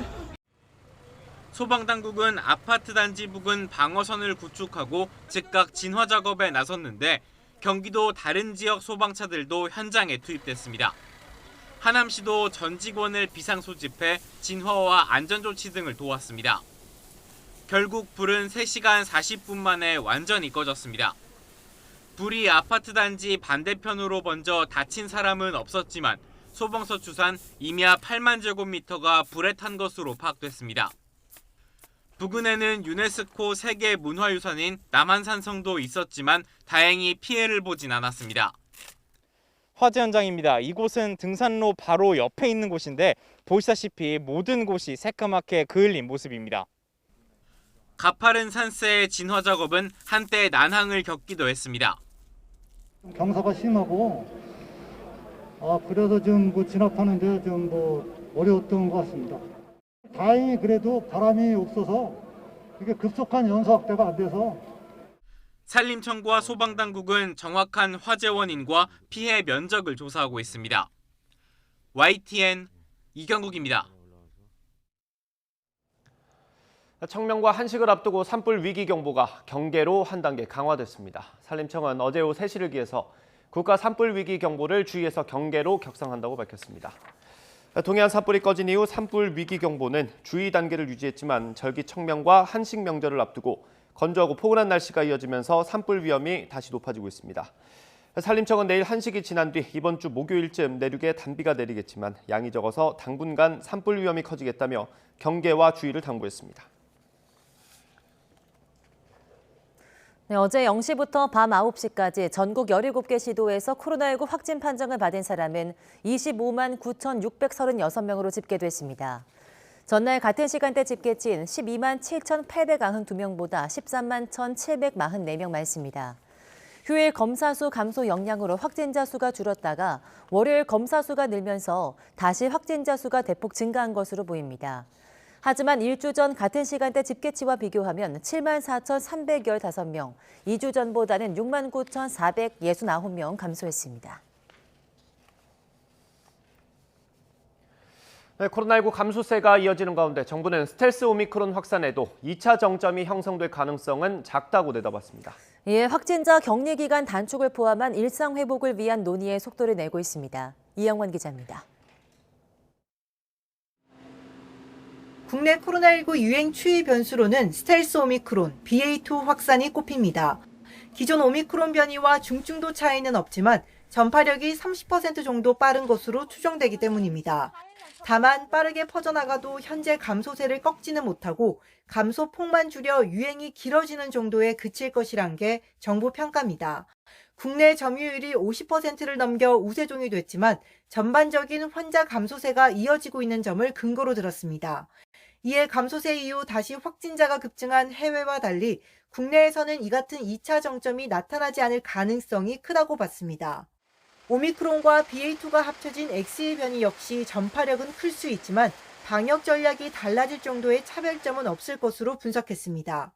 저는 오미크론이 천천히 들어와서 오미크론이 채 끝나기도 전에 BA2가 확산이 시작된 거죠. 60만까지도 나온 이유가 그래서 그렇고요. 면역력이 이미 많이 이제 내재되어 있어서 그렇게 다시 컬브가 높게 올라가긴 좀 어려울 것 같아요, 당분간은. 이에 정부는 완만한 감소세가 계속되고 피해 규모와 의료 역량 관리가 안정적으로 유지되면 방역을 전면 완화할 방침입니다. 거리두기 해제에 이어 확진자 격리 기간 단축까지 논의하고 있는 겁니다. 영국은 이달부터 성인 환자는 닷새, 소아청소년은 사흘만 격리하도록 기준을 바꿨는데 국내 확진자도 기존 7일 재택치료 기간을 얼마나 단축할지 검토하고 있습니다. 또 재택 환자가 동네 병의원에서 대면 진료를 받을 수 있도록 한 현실에 맞춰 처방약도 약국에서 본인이 직접 받을 수 있도록 관련 지침 변경을 준비하고 있습니다. YTN 이영훈입니다. 한 개 6,000원으로 지정됐던 코로나19 자가검사 키트 판매 가격 제한이 오늘부터 사라집니다. 식품의약품안전처는 자가검사 키트가 안정적으로 유통 공급됨에 따라 판매 가격 지정 조치를 오늘부터 해제한다고 밝혔습니다. 다만 온라인 유통을 금지하고 약국과 편의점에서만 판매할 수 있게 한 판매처 제한 조치는 이달 30일까지 유지된다고 설명했습니다. 인구 2,500만 명인 중국 상하이의 봉쇄가 일단 계속될 걸로 보입니다. 상하이시는 소셜미디어 위챗 계정을 통해 전체 2,500만 명의 주민을 대상으로 코로나19 감염 여부 확인을 위한 검체 채취 작업을 마무리했다고 밝혔습니다.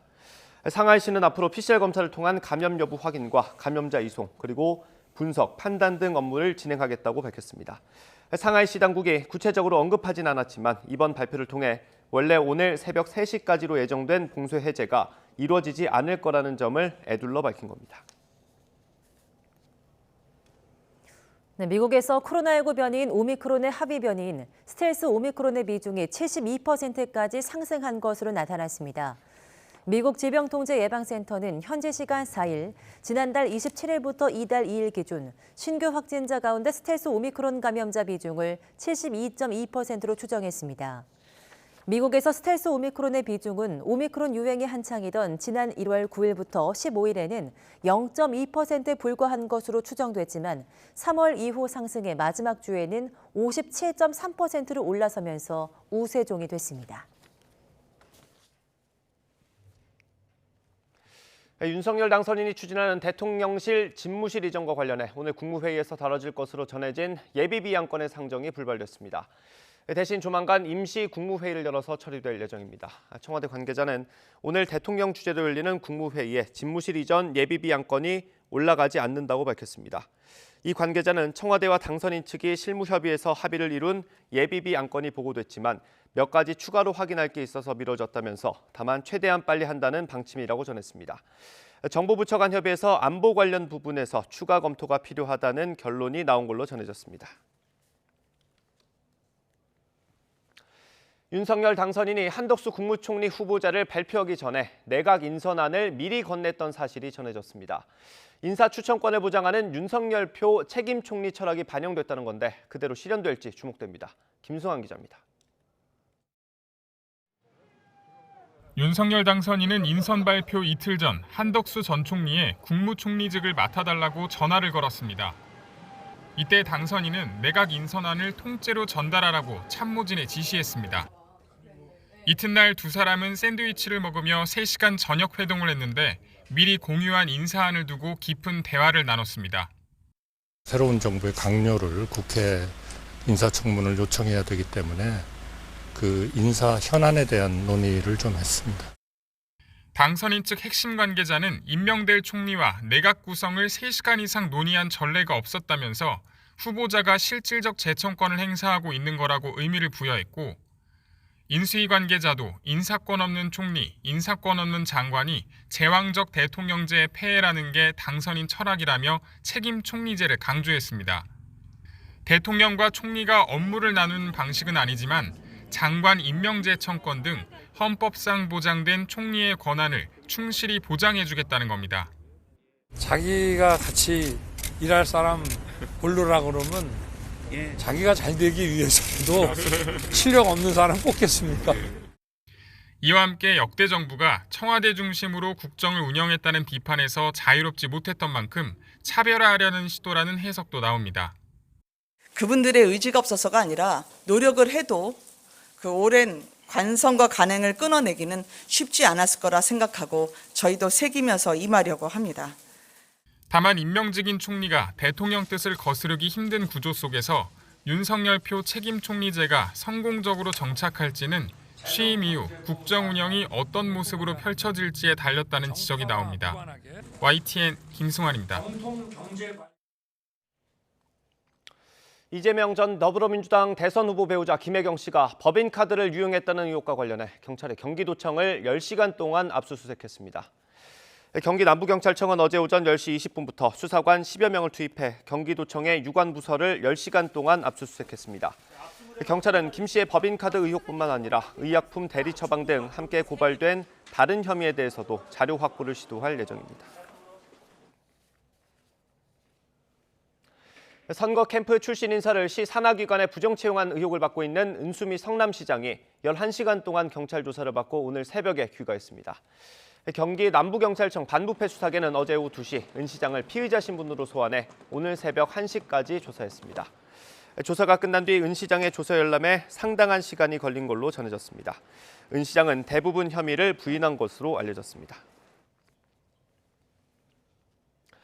윤석열 당선인의 배우자 김건희 여사가 비공개 상태였던 개인 SNS 계정을 공개로 전환하면서 공개 행보를 시작할지 주목됩니다. 김 여사는 인스타그램 계정 공개 전환과 함께 자택에서 키우는 고양이 3마리 사진을 올렸습니다. 지난 2015년부터 올린 600여 개 게시물도 공개됐는데 김 여사는 지난 19대 대선 다음 날 특정 전시를 언급하며 이와 관련한 문재인 대통령 사진을 올리기도 했습니다. 이에 앞서 언론을 통해 김 여사가 편안한 차림으로 경찰 특공대에 폭발물 탐지견을 안고 있는 사진도 공개되면서 윤 당선인 취임식 전 공익 활동을 비롯한 공개 행보를 시작하는 것 아니냐는 분석이 나왔습니다. 문재인 정부에서 탈원전 정책을 뒷받침했던 한국수력원자력 정재훈 사장의 임기가 어제로 끝났습니다. 하지만 산업부는 청와대에 인사 제청을 하지 않았습니다. 정권 2학기에 이른바 알박기 인사 논란이 부담이 된 걸로 보입니다. 보도에 박홍구 기자입니다. 지난 2018년 취임한 정재훈 사장은 3년 임기를 마치고 1년 연임에 성공한 데 이어 지난 2월 추가 1년 연임안이 한수원 주총서 통과됐습니다. 이에 따라 4월 5일부터 내년 1월까지 임기가 보장된 상태였습니다. 하지만 대선 이후 문제가 생겼습니다. 산업부 산하 공기업 사장 임명은 주총 의결과 산업부 장관의 제청을 거쳐 임명권자인 대통령이 제가하는 절차를 밟는데 임기 마지막 날까지도 산업부가 인사 제청을 하지 않고 있는 것입니다. 산업부는 현재 인사 절차가 진행 중이라며 아직 확정된 바가 없다는 입장만 되풀이하고 있습니다. 앞서 대선 전인 지난 1월에 산업부는 정 사장의 1년 연임을 한수원에 통보했으나 알박기 인사 논란이 일자 이제와 발을 빼는 모양새입니다. 윤석열 당선인 측은 공기업 인사와 관련해 공정과 상식이라는 원론적 입장만 밝히고 있습니다. 국민들께서 판단하시리라 생각을 하고요. 추가적인 공기업 인사와 관련해서는 드릴 수 있는 말씀은 없습니다. 앞으로의 국민들께 펼쳐드릴 인사의 방향은 상식과 공정과 순리입니다. 정재훈 사장은 월성원전 1호기 조기 폐쇄 결정과 관련해 배임 등의 혐의로 기소된 상태입니다. 이에 따라 현 정부에서 탈원전 정책을 뒷받침했던 인물이 새 정부에서도 계속 자리를 차지하는 게 부적절하다는 지적이 제기돼 왔습니다. 그 발전 원가의 경우에 120원을 넘는데 저희가 판매 단가는 60원 정도이기 때문에 거의 2배 정도 차이가 나서 월성 1호기 같은 경우에는 이미 적자 발전소가 되어 있는 상태입니다. 정 사장은 임기가 종료됐지만 후임 사장이 정해지지 않았기 때문에 자리를 지킬 수 있습니다. 하지만 차기 정부에서 사장 교체는 기정사실로 받아들여지고 있어서 한수원 내부의 리더십 공백은 이미 시작된 분위기입니다. YTN 박홍구입니다. 네, 북한 김여정 노동당 중앙위원회 부부장이 서 국방부 장관의 선제 타격 발언을 거듭 비난하면서도 남한을 무력의 상대로 보지 않겠다는 입장을 내놓았습니다. 김 부부장은 오늘 조선중앙통신을 통해 발표한 담화에서 자신들은 남조선을 겨냥해 총포탄 한 발도 쏘지 않을 거라며 이렇게 밝혔습니다. 이어 이는 순수 핵 보유국과의 군사력 대비로 보는 견해가 아니라 싸우지 말아야 할 같은 민족이기 때문이라고 덧붙였습니다. 다만 서욱 장관의 발언을 두고는 전제를 달고 선제적으로 자신들을 타격할 가능성을 운운한 것 자체가 위험하고 좋지 않은 발상이라고 지적했습니다. 또 남측이 군사적 대결을 선택하는 상황이 온다면 부득이 핵 전투 무력은 자기 임무를 수행해야 하게 될 것이라고 주장했습니다. 네, 한미 북핵 수석 대표들이 만나서 북한의 최근 대륙간 탄도미사일 시험 발사 등에 대해서 강력히 대응하겠다는 뜻을 재확인했습니다. 특히 대응의 하나로 새로운 유엔 안전보장이사회 결의안을 추진하기로 했습니다. 워싱턴에서 강태욱 특파원이 보도합니다. 한미 북핵 수석 대표가 미국 국무부 청사에서 만났습니다. 지난 2월 하와이에서 만난 지 2달여 만입니다. 북한이 레드라인으로 여겨진 ICBM을 발사하고 김여정 노동당 중앙위원회 부부장이 거친 표현에 담화를 내놓는 등 한반도 위기가 고조되고 있기 때문입니다. 한미는 북한의 무력 도발에 단호하게 대응하는 것이 중요하다는 입장을 서로 확인했습니다. 그러면서 새로운 유엔 안보리 결의안을 추진하기로 했습니다. 이는 다수의 유엔 안보리 결의를 위반한 행위임을 감안해서 안보리에서 새로운 결의 추진을 포함하여 강력한 조치를 추진하는 것이 필요하다는 데 의견을 같이 했습니다. 하지만 이미 한 차례 미국 주도로 소집된 유엔 안보리에서 중국과 러시아 반대로 언론 성명조차도 무산된 만큼 구체적인 결과까지 이어지기는 쉽지 않다는 관측입니다. 한미 수석 대표들은 그러면서도 여전히 외교에 열려 있다며 북한의 결심을 촉구했습니다. We also made clear that we remain open to diplomacy, but it really is up to Pyongyang to decide the path forward. They can choose to talk to us, to negotiate with us towards our shared goal of denuclearization. 노 본부장은 특히 북한에 대한 관여 노력을 계속해 나가겠다고 강조했습니다. 이번 회동에서 노 본부장은 김 대표에게 서울 방문을 요청했습니다. 김 대표가 수락했는데 새 정부 인수위와도 만나겠다며 기대감을 나타냈습니다. 워싱턴에서 YTN 강태욱입니다. 윤석열 대통령 당선인의 한미정책협의단이 데니얼 크리튼브링크 미국 국무부 동아태 차관보와 만찬을 시작으로 본격적인 현안 논의에 들어갔습니다. 박진 단장과 조태용 부단장 등 대표단은 크리튼브링크 차관보 등 국무부와 백악관 국가안보회의 한반도 관련 업무 담당자와 현지 시간 3일 만찬을 함께했다고 전했습니다. 크리튼브링크 차관보는 이 자리에서 긴밀한 한미 공조를 통해 북한 비핵화를 일관되게 추진해야 한다며 중국을 움직이려면 한미일 공조가 중요하다고 했다고 대표단은 전했습니다. 우크라이나의 볼로드미르 젤렌스키 대통령이 현지 시간 4일 러시아군의 민간인 집단 학살 사건으로 평화 협상이 더 어려워졌다고 지적했습니다. 로이터 통신에 따르면 젤렌스키 대통령은 수도 키이우 외곽 소도시 부차를 방문한 자리에서 현지 국영방송에 이같이 말했습니다. 방탄복을 착용하고 부차를 찾은 젤렌스키 대통령은 이는 전쟁 범죄이며 제노사이드, 대량 학살로 인정될 것이라며 그들이 자행한 짓을 목격한 현 상황에서 대화는 어렵다고 말했습니다. 조 바이든 미국 대통령이 블라디미르 푸틴 러시아 대통령을 전범이라고 부르면서 전범 재판에 회부할 것을 촉구했습니다. 바이든 대통령은 러시아에 대해서 더 많은 제재를 가할 것이라고 밝혔습니다. 김원배 기자입니다. 조 바이든 미국 대통령은 취재진에게 여러분은 우크라이나 부차에서 무슨 일이 일어나는지 봤다며 블라디미르 푸틴 러시아 대통령은 전범이라고 말했습니다. 바이든 대통령은 모든 구체적인 사항들을 수집해 푸틴 대통령을 전범 재판에 회부할 것을 촉구했습니다. We have to gather all the detail so this can be actual have a war crime trial. This guy is brutal and what's happening in Bucha is outrageous and everyone's seen it. 바이든 대통령은 앞서 지난달 16일 푸틴 대통령을 처음으로 전범으로 규정한 데 이어 살인 독재자, 도살자, 폭력배 등으로 부르는 등 연일 비난을 쏟아내고 있습니다. 바이든 대통령은 푸틴이 책임을 져야 한다면서 러시아에 대해 더 많은 제재를 가할 것이라고 밝혔습니다. 추가 제재 방안으로는 러시아와 무역을 이어가고 있는 일부 나라에 대한 2차 제재 등 에너지, 광물, 운송, 금융 등 분야에 대한 제재 가능성이 거론되고 있습니다. 바이든 대통령의 언급에 따라 국가 간 분쟁을 다루는 국제사법재판소나 개인의 전쟁 범죄 문제를 다루는 국제형사재판소 차원의 법적 절차가 본격화될지 주목됩니다.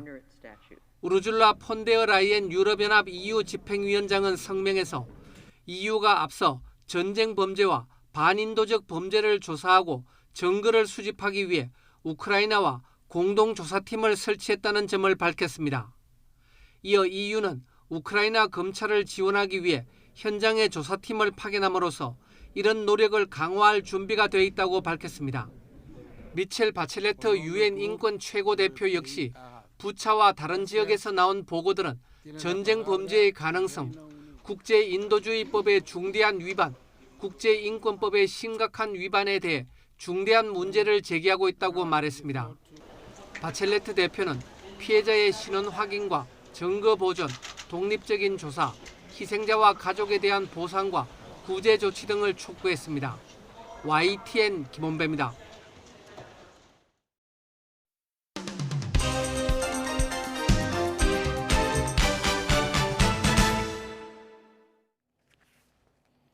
네, 4월 5일 오늘 아침 신문은 어떤 소식 다뤘는지 짚어보겠습니다. 이현웅 아나운서 나와 있습니다. 어서 오십시오. 안녕하십니까? 예, 오늘 첫 번째 소식 보겠습니다. 사진 3개 가져오셨네요. 우크라이나 상황인 것 같네요. 그렇습니다. 먼저 왼쪽에 나온 사진부터 설명을 드리겠습니다. 경향신문 1면에 나온 사진인데 네. 먼 쪽에 보면 교회가 보이고요. 그 앞에 흙더미 같은 게 보입니다. 이곳이 바로 집단 매장지였다고 하는데 민간인들이 처형당한 후 묻힌 걸로 현재까지 전해지고 있습니다. 예. 그리고 오른쪽 위에 나온 사진은 동아일보 일면에 나온 사진인데요. 너무 잔인하다 보니까 모자이크를 해둔 사진입니다. 예. 키이우 인근 소도시 부차의 거리인데 이 거리에 이렇게 시신이 방치되어 있는 모습 확인하실 수가 있습니다. 시신 중에는 포대에 쌓이거나 두 손이 묶인 채 숨져 있는 경우도 있었다고 합니다. 그 아래에 있는 거는 중앙일보 일면에 나온 사진인데요. 시신을 수습하고 있는 모습입니다. 이번 일을 두고 국제사회의 분노가 커지고 있는 건 모두 민간인을 상대로 했기 때문인데 이렇게 끔찍한 모습의 사진들이 오늘 아침 신문 일면에 많이 실려 있었습니다. 그러게요. 저희가 차마 실지 못한 사진도 있고요. 그렇습니다. 다음 기사 보겠습니다. 다음 기사 같은 내용인데 젤렌스키 대통령이 현장에 갔나 보더라고요. 무슨 얘기를 했습니까? 맞습니다. 젤렌스키 우크라이나 대통령은 러시아군의 행위를 집단 학살로 규정을 했습니다. 이 집단 학살이 이루어진 곳은 부차와 호스토멜 등의 지역인데요. 러시아군이 2월 말 침공 초기 때 이 지역을 발판 삼아서 키이우 함락에 나서려고 했다고 합니다. 예. 우크라이나도 격전을 치르다 보니까 이 지역을 미처 확인하지 못했었는데 러시아군이 퇴각한 후에 가보니까 이렇게 충격적인 모습이 펼쳐져 있었다라는 겁니다. 청소년의 시신은 물론이고요. 귀가 잘리거나 치아가 강제로 뽑혀 있는 그런 경우도 있었다고 합니다. 예. 미국과 유럽 국가들은 러시아의 책임을 분명히 묻겠다라고 나섰는데 러시아는 이게 모두 다 우크라이나의 연출이다, 자작극이다라는 입장입니다. 진실이 반드시 분명하게 밝혀져야겠습니다. 이게 전쟁이 끝나는 것과는 별개로 끝나더라도 꼭 이게 어떻게 된 건지는 밝혀야 될 것 같습니다. 그렇습니다. 다음 기사 보겠습니다. 네, 한덕수 총리 후보자가 어제 출근해서 이제 청문회 준비에 돌입을 했습니다. 근데 이제 제목에 있는 것처럼 김현장에서 받은 고문료가 좀 거액이라서 논란이 되는 것 같아요. 그렇습니다. 지금 제목에서 보시는 것처럼 금액이 꽤나 큽니다. 18억이라고 나와 있고요. 네. 김현장이라고 하면 많은 분들이 아시는 것처럼 가장 크기도 하고 유명한 로펌이기도 합니다. 예. 한덕수 후보자가 여기에서 고문으로 일한 거는 지난 2002년에 11월부터 8개월 정도 한 차례 일했었고 예. 그리고 2017년 말부터 최근까지 이렇게 총 2차례입니다. 네. 2002년 당시에는 1억 5천만 원 정도를 받은 것으로 전해지고요. 예. 또 제목에 있는 18억 원은 2017년 이후 받은 보수입니다. 이걸 연봉으로 치면은 적게는 3억 원 그리고 많게는 5억 원 정도를 받았다고 신문은 보도했는데요. 예. 이와 함께 또 2011년에 있었던 저축은행 사태, 또 론스타 관련 사건도 인사청문회 과정에서 거론될 것으로 보입니다. 예. 신문에 나온 민주당 인사는 한덕수 후보자가 민간 활동을 하면서 전관예우 등을 받았는지가 쟁점이 될 거라고 언급한 부분도 있었습니다. 네. 한덕수 후보자는 이 고액 연봉에 대해서는 청문회 때 모두 설명하겠다라고 답을 했고요. 예. 또 론스타 사건에 대해서는 사적인 직장에서 관여하지는 않았다라고 말했습니다. 네, 청문회 지켜보도록 하고요. 다음 지방선거 소식 좀 보겠습니다. 네, 민주당이 좀 시끌시끌합니다. 송영길 전 대표의 서울시장 출마 관련된 얘기죠? 그렇습니다. 송영길 전 대표의 서울시장 출마를 놓고 당내 의견이 분분해 보입니다. 신문은 집안 싸움을 벌이고 있다라고 제목을 쓰기도 했는데요. 예. 특히나 이른바 86세대로 불리는 인사들의 비판이 송 전 대표 입장에서는 아프게 다가올 것 같습니다. 예. 김민석 의원 그리고 우상호 의원이 좀 대놓고 비판하는 모습입니다. 예. 신문은 이번 갈등이 친이재명계와 비이재명계의 주도권 다툼이다라고 분석하기도 했는데요. 송영길 전 대표를 내세운 친이재명계와 이낙연 전 대표나 정세균 전 총리를 미는 비이재명계의 다툼이라는 얘기입니다. 네. 한 중진 의원은 한쪽에서는 이재명 갑옷쓰기에 또 반대쪽에서는 대항마 찾기에 급급하다고 말하면서 안타깝다고 이야기하기도 했습니다. 네. 그리고 국민의힘 상황도 좀 보겠습니다. 공천 접수 시작했는데 다음 기사 볼까요?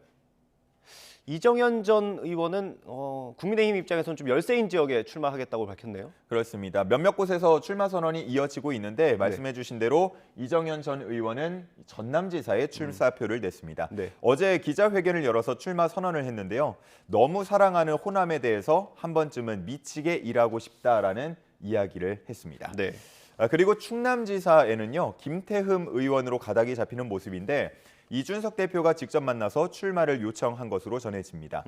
국민의힘은 현역 의원이 출마하면 페널티를 주기로 하지 않았습니까? 예. 그러다 보니까 이런 방침과 배치되는 거 아니냐 이런 좀 지적도 있었는데요. 이준석 대표는 모순이 되지 않고 큰 변수는 아니다라고 답했다고 합니다. 예. 김태흠 의원의 본인 의사는 오늘쯤 밝힐 것으로 전망이 되는데 좀 지켜보면 될 것 같습니다. 네, 김태흠 의원 같은 경우는 원내대표를 나가겠다는 의사도 있었던 걸로 맞습니다. 전해졌는데 신문 기사들 보니까 일단 지사로 나가는 걸로 많이 가닥을 잡는 것 같더라고요. 그렇습니다. 다음 기사 보겠습니다. 네, 코로나19 관련 기사죠. 이 서울시 지도가 나와 있고 이렇게 뭐 그래프가 나와 있는 것 같은데 어떤 내용입니까? 네, 이 내용이요. 코로나19 방역 지침을 제대로 지키지 않아서 과태료를 낸 건수를 구별로 구분을 해둔 겁니다. 2020년 2월부터 올해 2월까지 2년 동안의 결과인데 한눈에 보더라도 차이가 꽤나 큰 모습입니다.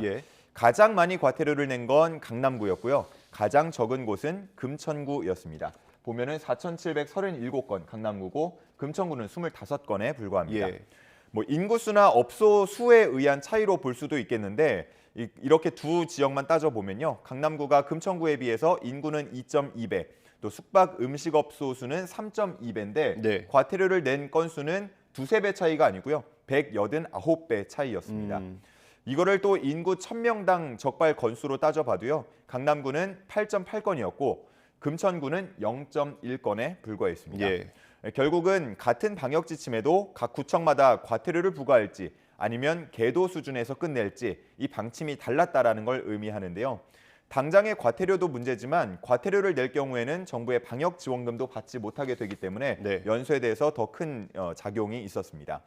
뭐 방역 위반은 분명히 잘못된 일이지만 각 구청마다 단속 잣대가 고무줄 같았다 이런 지적이 나오고 있다고 했습니다. 그러게요.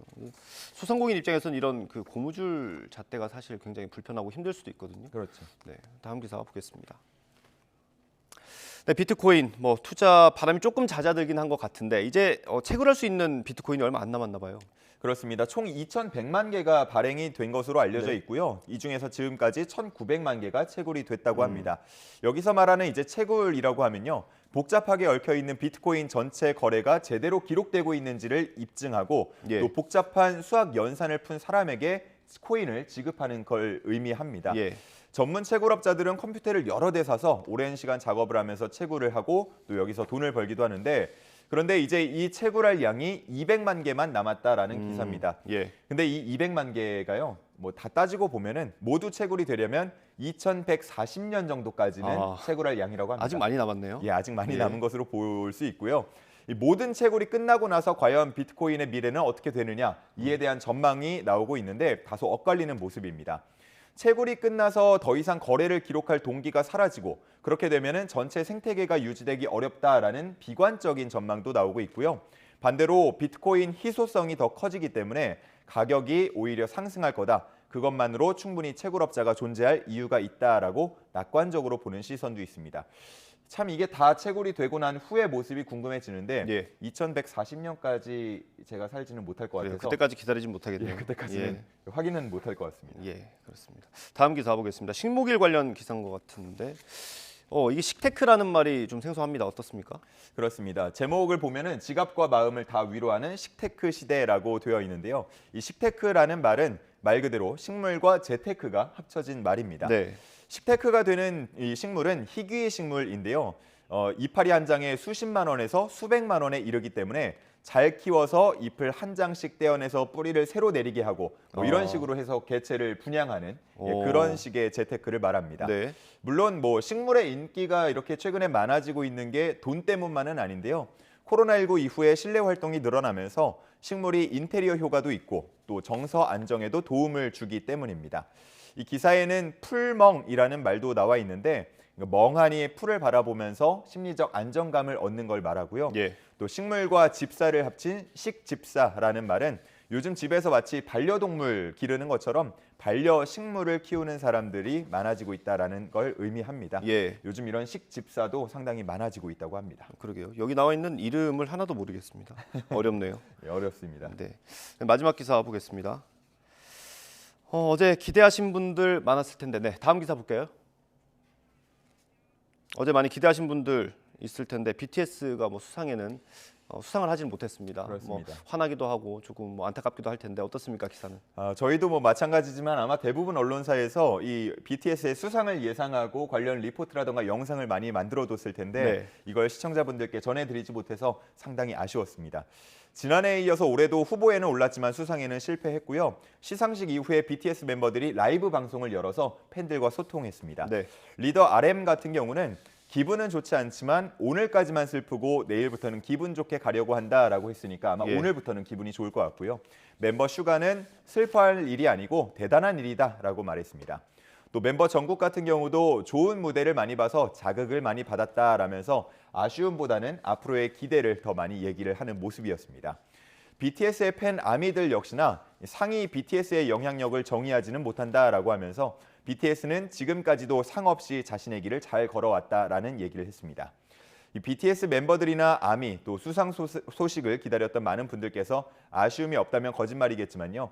BTS는 현재 진행형이다 보니까 뭐 앞으로 다음을 더 기대해보면 좋을 것 같습니다. 그렇습니다. 그래미가 넘어올 때까지 찍어봤으면 좋겠습니다. 그렇습니다.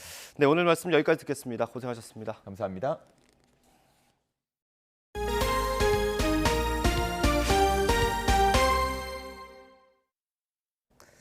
정부가 유류세 인하폭을 현행 20%에서 30%로 확대하고 화물차 운전자에게 유가 보조금을 추가 지급하는 방안을 오늘 발표합니다. 정부는 오늘 오전 홍남기 부총리 겸 기획재정부 장관 주재로 물가관계 장관회의를 열고 이 같은 방안을 확정할 예정입니다. 정부는 또 화물차 운전자의 경우 유류세 인하 때 보조금이 깎이는 현행 유가 보조금 규정을 손보거나 별도로 유가 연동 보조금을 지급하는 방안을 검토하고 있습니다. 고용노동부 산하 최저임금위원회가 내년도 최저임금을 정하기 위한 심의 절차를 오늘 오후 시작합니다. 올해는 업종별 차등 적용이 핵심 쟁점으로 부상할 전망입니다.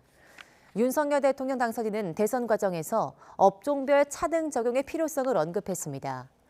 이에 대해 노동계는 임금 양극화를 이유로 강력히 반발할 것으로 보입니다. 국내 첫 영리병원 개설 조건인 내국인 진료 금지를 취소해달라는 소송의 1심 선고 재판이 열립니다. 제주지방법원은 오늘 오후 2시 녹지병원 측이 제주지사를 상대로 낸 소송에 선고합니다.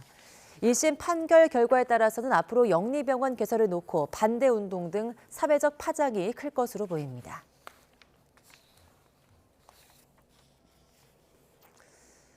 북녘 땅 연백 평야가 보이는 화계정원이 강화군 교동도에 조성됐습니다. 군사보호구역이어서 개발이 제한된 곳이라 관광객 유입과 경제적 효과에 대한 주민들의 기대가 높았습니다. 이기정 기자입니다. 예성강을 따라 펼쳐진 북녘 땅의 연백 평야가 한눈에 들어옵니다. 강화군 교동도의 화계산에서 보이는 풍경입니다. 고구 저수지와 서해바다 그리고 북한 땅이 손에 잡힐 듯한 이곳에서 화계정원 준공식이 열렸습니다. 382억 원이 투입된 만큼 관광객 유입에 대한 주민들의 기대가 큽니다. 촌스럽고 그냥 아무것도 볼 것 없었는데 이렇게 잘 만들어 놔가지고 관광지로 발전이 됐으니까 경제가 살아날 것 같아요. 213m의 화계산 정상에는 저세를 형상화한 스카이워크형 전망대가 조성되고 2km에 달하는 모노레일이 설치돼 객차가 들어오길 기다리고 있습니다. 화계정원은 한강과 예성강이 만나는 생태계 보고이면서도 어로 활동이 금지된 경제적 침체 지역에 활력을 불어넣기 위한 사업입니다. 화계산에 자연경관을 활용한 공원 같은 정원을 조성해서 지역에 활력을 불어넣고자 이 사업을 시작하게 되었습니다. 조선왕조 10번째 임금인 연산군 유배지가 있을 정도로 외진 교동도. 화계정원 준공을 계기로 수도권의 관광객이 찾아오는 때묻지 않은 힐링 명소로 발돋움할 채비를 갖추고 있습니다. YTN 이기정입니다. 클럽 버닝썬 사건을 통해서 일명 물뽕으로 불리는 데이트 성폭행 약물이 대중에 알려졌죠. 색과 향이 없어 술에 섞여 있어도 알아차리기가 쉽지 않고 소량만으로 심신미약 상태를 유발할 수 있어 주의가 필요한데요. 국내 연구진이 이런 마약을 사전에 쉽게 감지해서 범죄를 예방할 수 있는 기술을 개발했습니다. 보도에 최소라 기자입니다. 속칭 물뽕으로 불리는 GHB. 섭취하면 15분 안에 정신을 잃고 이후 4시간 이상의 기억이 완전히 사라집니다. 무색무취의 마약으로 술이나 음료와 섞어도 티가 나지 않아 범죄에 악용되기 쉽습니다. 마시고 나서 이 짧은 시간에 몸에서 배출되기 때문에 자기가 범행 피해를 입고 난 후에 경찰서에 찾아 신고하더라도 이미 이를 입증할 방법이 어렵다는 게. 국내 연구진이 술에 녹아있는 GHB를 손쉽게 감지하는 기술을 개발했습니다. GHB가 들어있는 맥주 몇 방울을 노란색 젤에 떨어뜨렸더니 수초 만에 선명한 빨간색 젤로 변합니다. 마약 성분에 젤이 접촉하면 젤의 분자 구조가 변하면서 빨간색을 띠는 원리입니다. 연구팀은 클럽처럼 어두운 곳에서도 젤의 색깔 변화를 확인할 수 있도록 하는 스마트폰 앱도 개발했습니다. 정확도가 한 90% 이상은 됩니다. 마약이 우리 인체에 들어와서 저희들이 정신을 잃게 되는 그 마약 농도가 단 수초 만에 바로 반응이 되기 때문에 민감도라든지 특이도가 이렇게 신용카드나 화장품에 개발된 화합물을 도포해서 가지고 다니면 일반인들도 어디에서든 마약을 쉽게 검출할 수 있습니다. 연구팀은 국내 중소기업과 손잡고 해당 화합물을 가루나 액체 형태로 대량 생산해 제품으로 내놓을 계획입니다. 또 이번 기술을 응용해 물뽕 외에도 암페타민과 케타민 등 다른 마약까지 검출할 수 있을 것으로 내다봤습니다. YTN 사이언스 최소라입니다. 네, 방금 들어온 속보부터 전해드리겠습니다. 윤석열 당선인 핵심 측근인 국민의힘 권성동 의원이 오늘 원내대표 출마를 공식화할 예정입니다. 오늘 오후 2시 국회에서 기자회견을 열 것으로 보이는데요. 권성동 의원은 윤석열 당선인의 핵심 측근으로 지방선거를 이끌기로 했습니다. 또 권성동 의원은 김태흠 의원이 출마하면 밀어주기로 했다며 김태훈 의원이 안 한다고 확실한 의사를 밝히면 출마할 것이라고 말했습니다.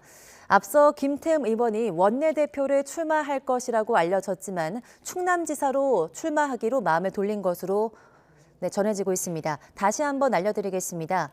당선인 핵심 측근인 국민의힘 권성동 의원이 오늘 원내대표 출마를 공식화할 것으로 보입니다. 오늘 오후 2시 국회에서 기자회견을 열 예정입니다. 저희가 이 소식은 다음 뉴스에서 추가로 전해드리도록 하겠습니다. 하늘이 맑아진다는 뜻을 가진 절기 청명인 오늘도 완연한 봄 날씨가 이어지겠습니다. 현재 서울 기온은 5도로 아침에는 다소 쌀쌀하게 느껴지고 있는데요. 하지만 한낮에는 16도까지 기온이 크게 오르면서 예년 이맘때처럼 포근하겠습니다. 다만 일교차가 10도 안팎으로 크게 벌어지는 만큼 옷차림에 유의해 주시기 바랍니다. 오늘 중부지방은 대체로 맑겠지만 남부는 구름이 많이 끼겠습니다. 다만 서쪽 지방을 중심으로 공기가 탁하겠는데요.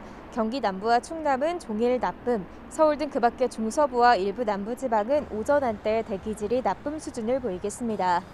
현재 기온 살펴보겠습니다. 서울 5도, 대전 2.8도, 광주는 4.2도로 출발하고 있습니다.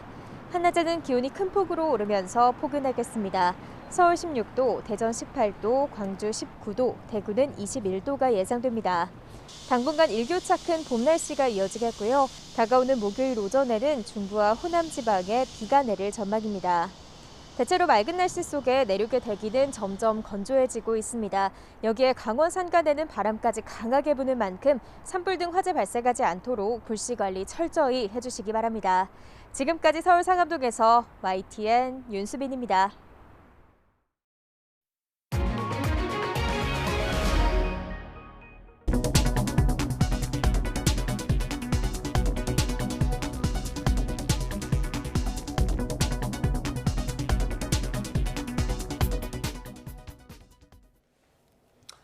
이상으로 굿모닝 YTN 마치겠습니다. 잠시 후 YTN 24가 이어집니다. 시청해주신 여러분 고맙습니다.